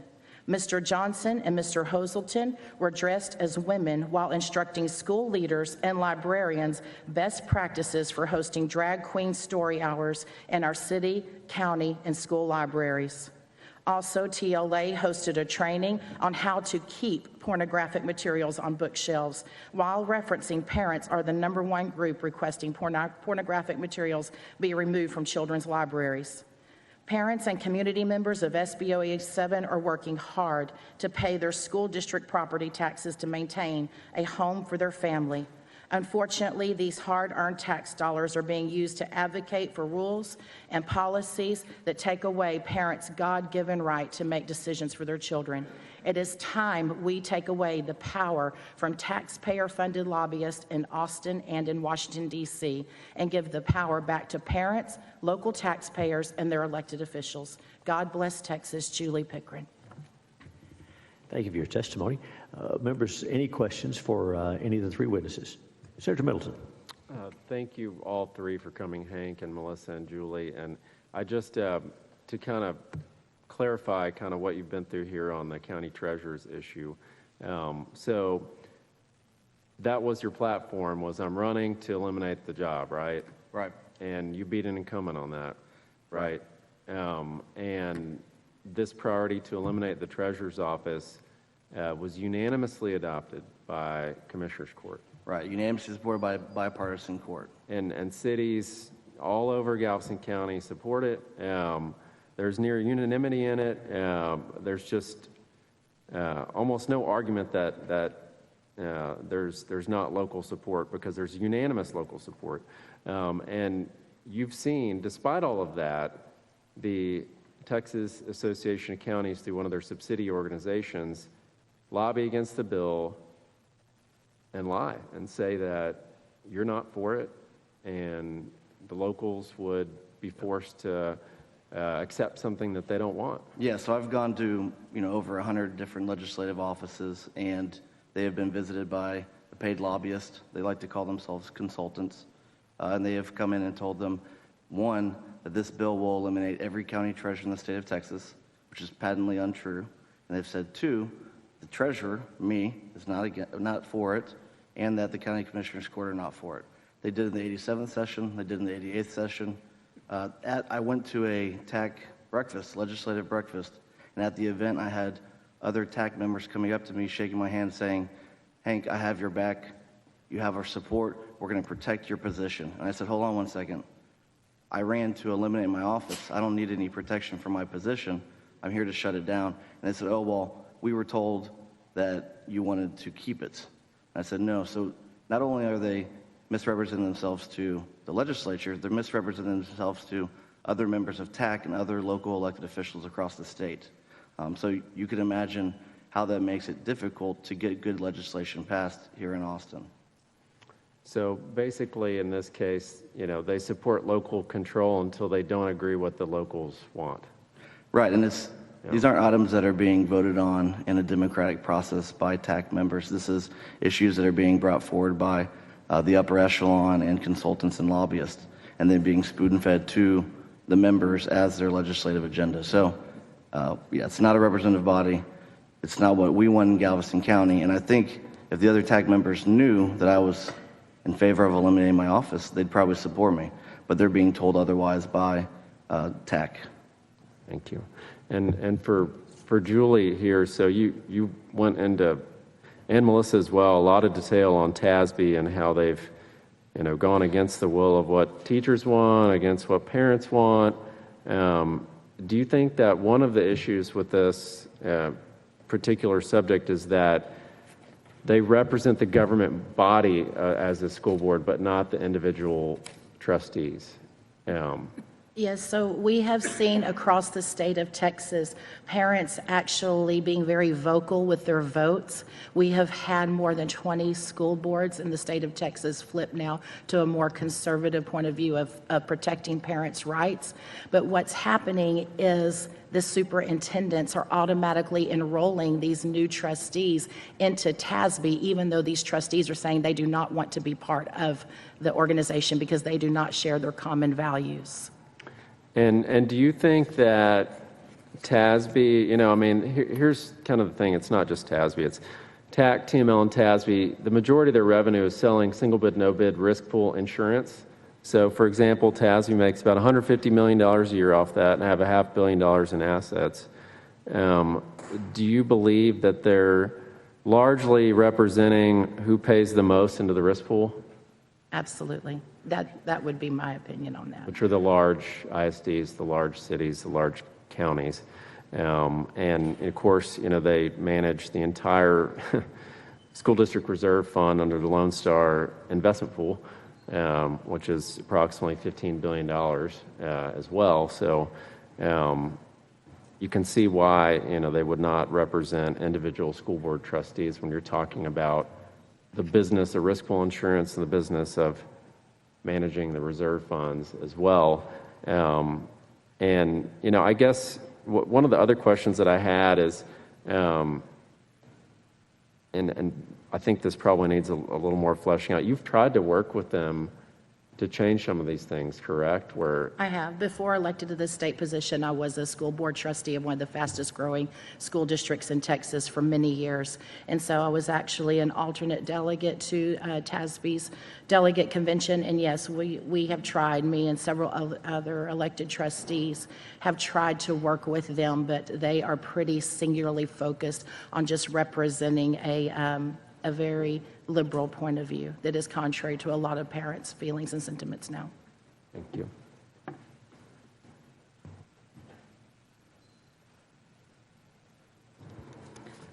All right. Well, thank you, Senator Middleton. Thank you, witnesses. Appreciate you being here today. Thank you. Thank you, Senator.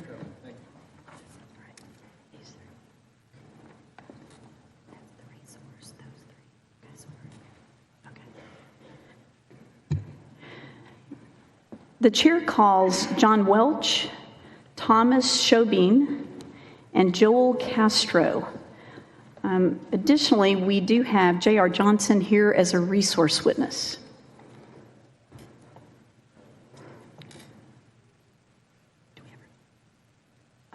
And also Michelle Davis. John Welch, Thomas Shobeen, Joel Castro, J.R. Johnson, and Michelle Davis.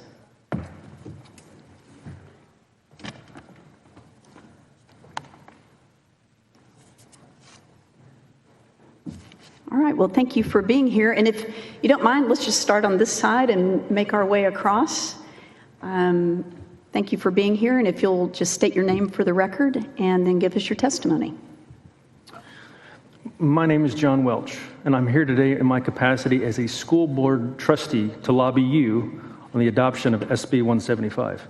I am not representing our board nor our district, but myself only. I am not being paid to be here today. No organization is covering the cost for me to be here either. I was elected to the board of Lamar CISD several years ago.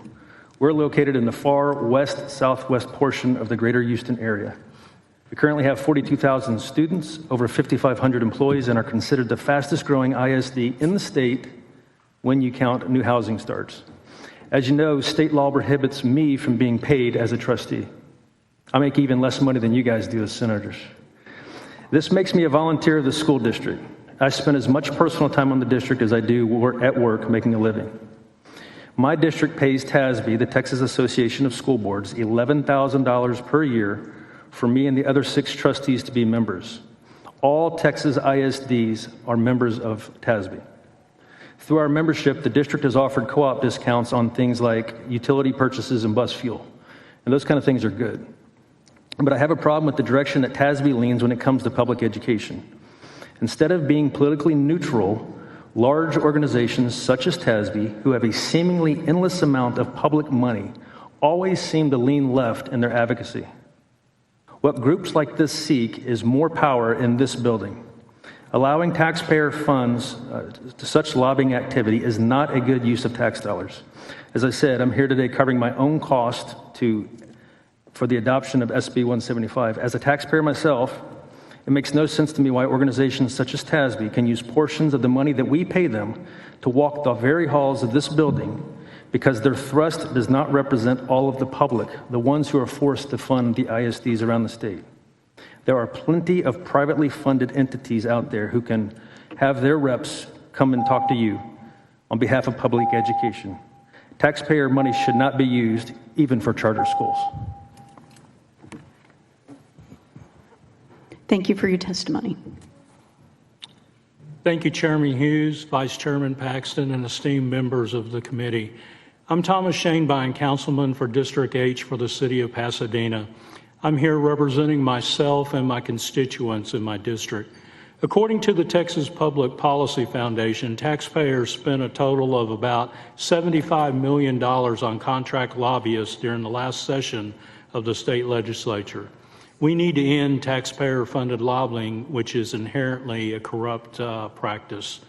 Contract lobbyists hired with taxpayer dollars often work against us in our interest of our taxpayers, opposing legislation to provide property tax relief and fighting for reforms that would reduce the rate of growth in governmental spending. Taxpayer dollars are also being spent by lobbyists against legislation for our school choice. Our tax dollars should not be working against taxpayers' desires for our communities.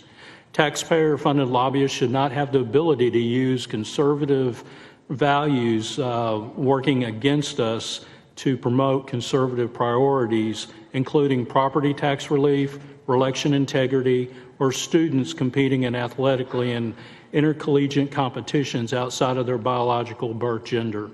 Prohibiting taxpayer-funded lobbying by local municipal cities will be a step in reining in local spending and restoring our constituents' trust.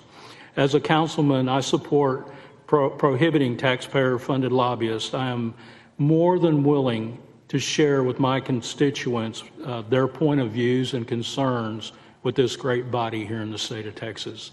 I'd like to thank you for your time and consideration. Let's get this bill passed. Thank you for your testimony, sir. Yes, could you state your name and then give us your testimony? Hi, my name is Joel Castro. I work with Americans for Prosperity, but on the side, I'm also on City Council. I've been on City Council for about 6 years now, and we all know that $75 million have been used of taxpayer funds, mostly used against taxpayers with taxpayer-funded lobbying. And with a growing state like Texas, in a growing place like Alvin, Texas, that $75 million can go to infrastructure, public safety, but more importantly, back into the pockets of Texans. TML, they have a monopoly all across Texas with municipalities. And their one-size-fits-all, which is actually more like a one-size-fits-few policies they have, do not represent my constituents, and they don't represent a lot of rural suburban areas. I know that their lobbyists are probably nice people, but they're out of touch. Someone in downtown Austin that's collecting a six-figure salary is not in touch with a blue-collar, hard worker Texan in Alvin, Texas, that really works and pinches their pennies to make ends meet.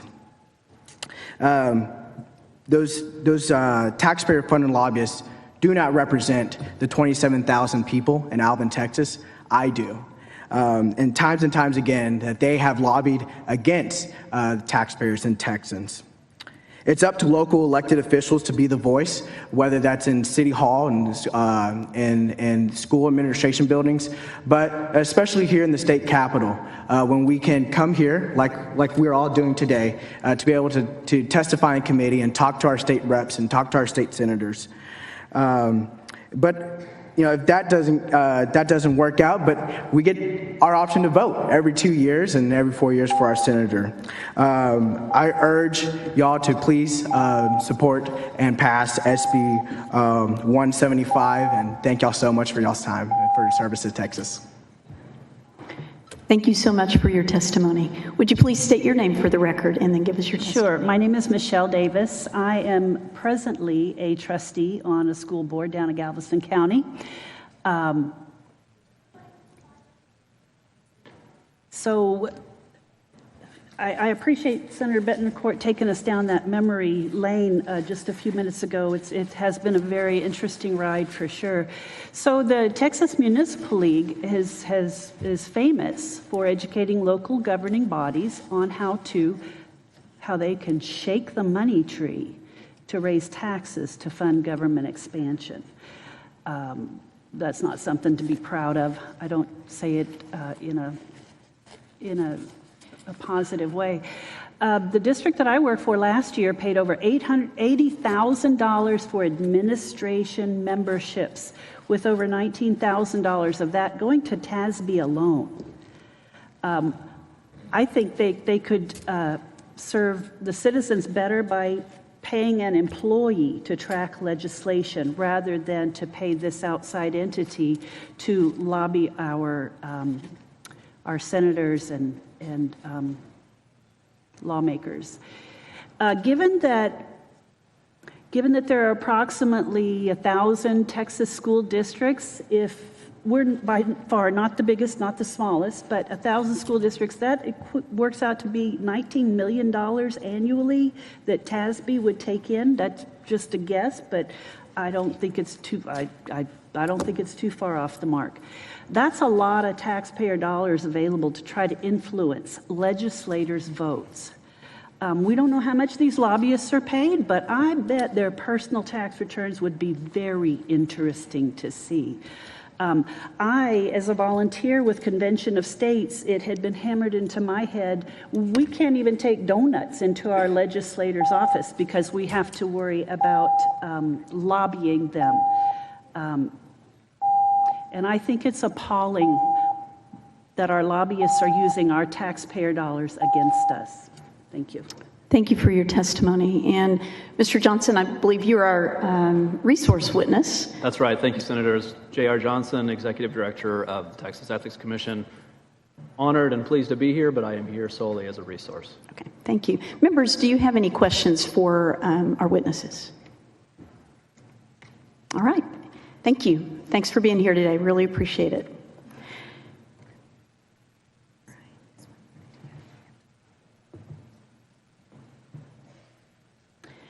And members, it is our intention to wrap up at 1:30 so that the Senate staff can reset the room for session at 2. So I think we have time for one more panel of witnesses.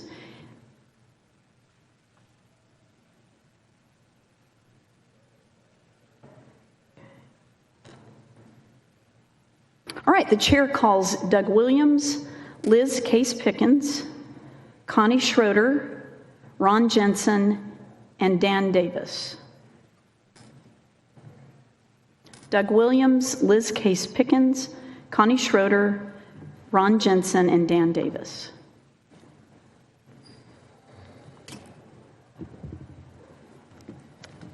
Appreciate you all being here today.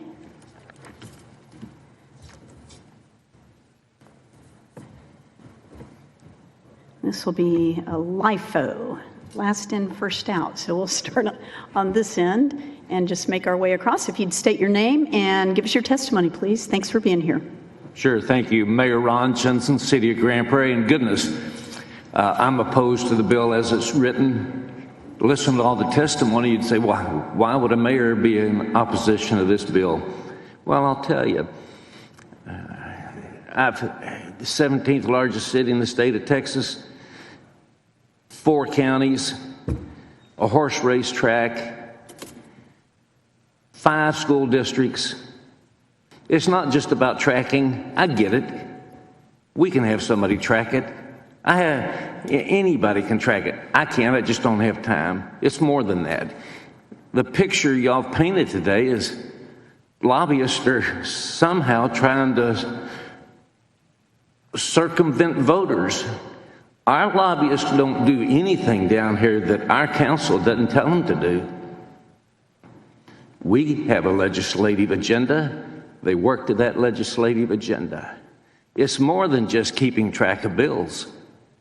I need help understanding the bill. This doesn't prevent that. I understand that.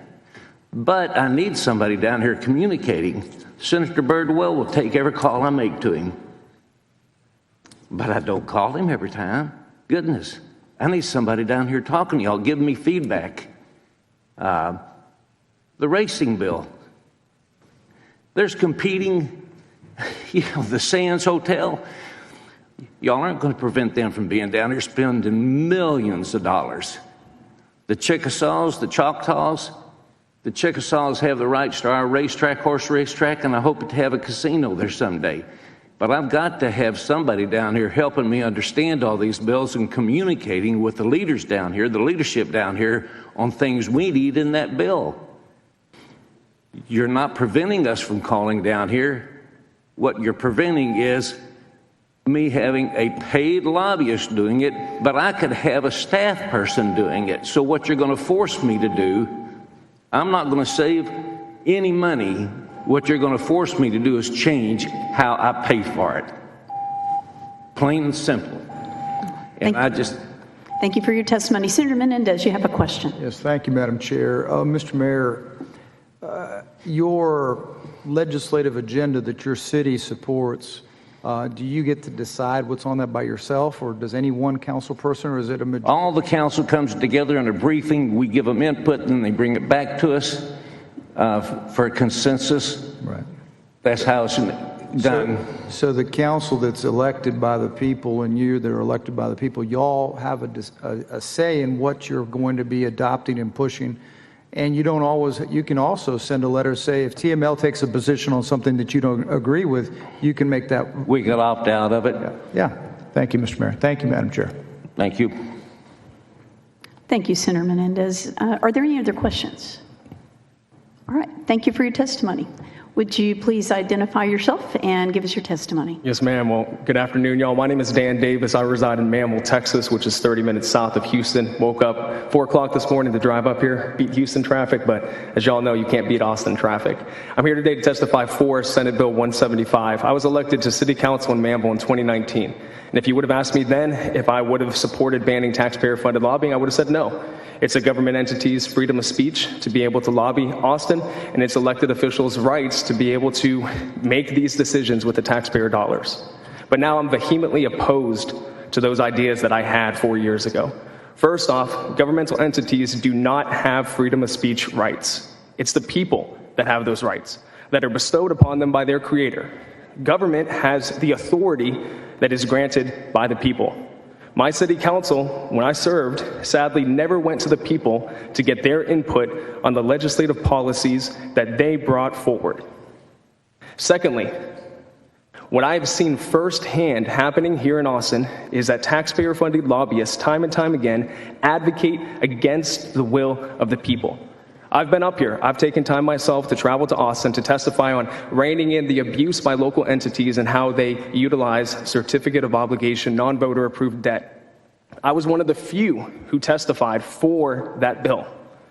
But countless taxpayer-funded lobbyists advocated against that bill because they wanted to see their clients, who make their pocketbooks bigger, they wanted to see their clients be able to continue to circumvent the will and the voice of the people. 69% of Texans agree with my opinion. Over 20 million people agree with my opinion.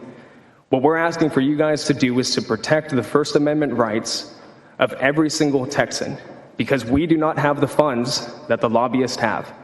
So by supporting this bill, by continuing to push it forward, you are protecting me, my kids, my family, and our future. Thank you. Thank you for your testimony. Senator Menendez, you're recognized. Thank you, Madam Chair. One question for the councilman. I can appreciate your long drive and getting up early. I commute to San Antonio and back every day. You mentioned that governments don't have freedom of speech, that people do, correct? Yes, sir. So then, in hearing you, would you agree then or disagree with the Supreme Court decision that corporations are to be respected as individual people for freedom of speech? I would disagree with that. Individual people do, they make up the corporation. The corporation is nothing without the people.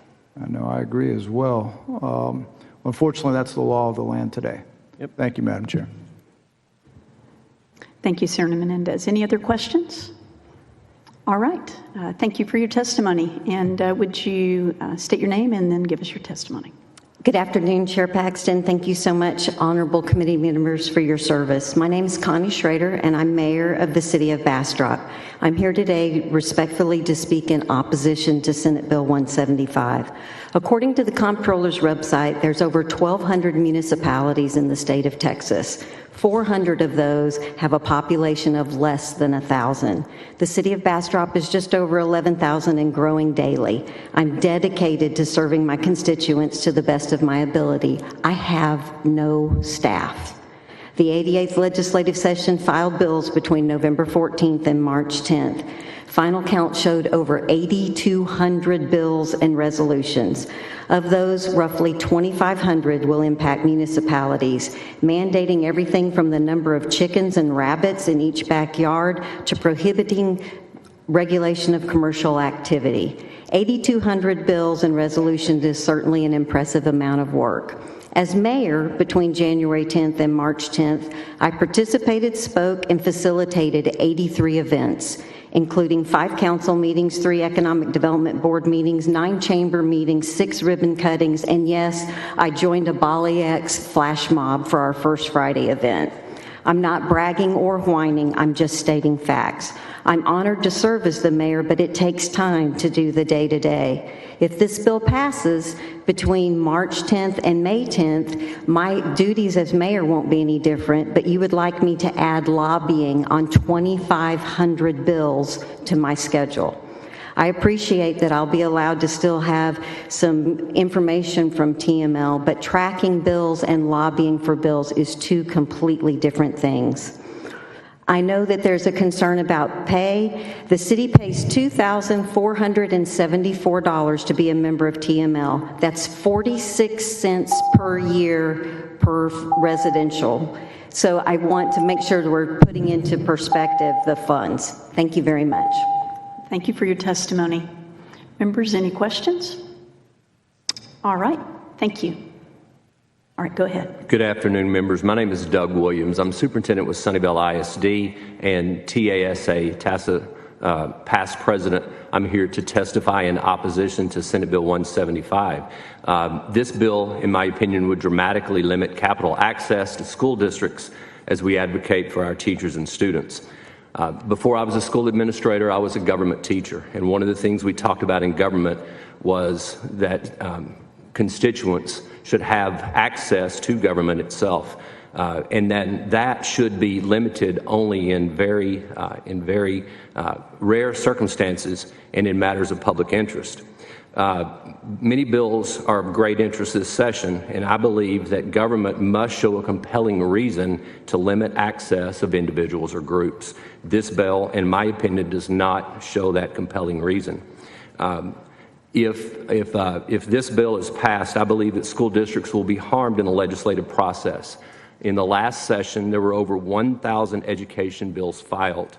I have a full-time job. I am the superintendent of a school district of around 2,200 students. I am here today because we're on spring break, and so I have the opportunity to come.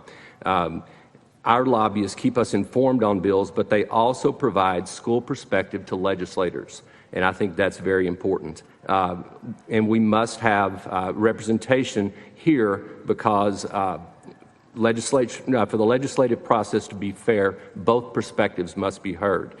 For schools of my size and even smaller school districts, this is the most effective way for representation.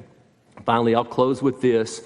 This decision should be a local decision. School boards do have the authority to decide whether or not these funds can be spent in this manner. And for our school district, we spend less than $5,000 in a $23 million budget on what would be considered lobbying efforts. Thank you for your time. Thank you for your testimony. Members, any questions? All right, thank you. Good afternoon. My name is Liz Case Pickens. I'm from SD 28, and I'm here as a parent who is concerned about parental rights. I'm concerned about being labeled as a domestic terrorist if I want to go and lobby my school board and let them know that I'm concerned about the issues in our children's education. As a former educator, I am very concerned about the things that are happening in our schools. One of our main jobs as educators is our relationship with our students. We also have a trust with our parents, and I can't imagine the encouragement to educators to break that trust. No matter what your political views are as a teacher, you have a responsibility to uphold parental rights. And TASB encouraging teachers to go against that in gender issues and other things is unconscionable. It also concerns me what TLA is doing in our community in Abilene. We have pornography in our public libraries that is against our community standards. It's something that we are vehemently fighting, but the lobbying efforts that are going on are very detrimental to not only my community, but communities all across the state. The money that is being put forward against our citizens is something that no matter how much we're down here, we cannot fight against that. This is an important bill that I encourage you to support. Thank you for putting it forward. Thank you. And let me just clarify, we have you registered as on the bill? I am for the bill. For the bill, okay. Thank you. We'll get that reflected. Senator Perry, you're recognized. I just wanted to say thanks for driving down from Senate District 28. I know your face and I see you around. You're definitely engaged, and we fight the lack of engagement. If people were engaged, 99% of these issues we talk about down here wouldn't be there, but everybody leads busy lives. But thank you for taking the time to come down here. Thank you, Senator Perry. Senator Birdwell, you're recognized. Thank you, Mayor Jensen, for your kind words, because we're trying to prevent taxpayer-funded lobbying, but not render you inefficient or incapacitated to be able to. Because you're particularly who I had in mind, because you're in Dallas and Tarrant County, and I think 8 other jurisdictions that you overlap with. And even when we're not in session, you've got a problem to track everything going on around you. So appreciate. Thank you for joining us. Representing us. Thank you, sir. Thank you, Senator Birdwell. Thank you so much for coming today and giving us your testimony. We are going to recess until it is the intent of the chair to reconvene 30 minutes after the adjournment of our session. And so with that, we will recess. Thank you, members, and thank you, witnesses.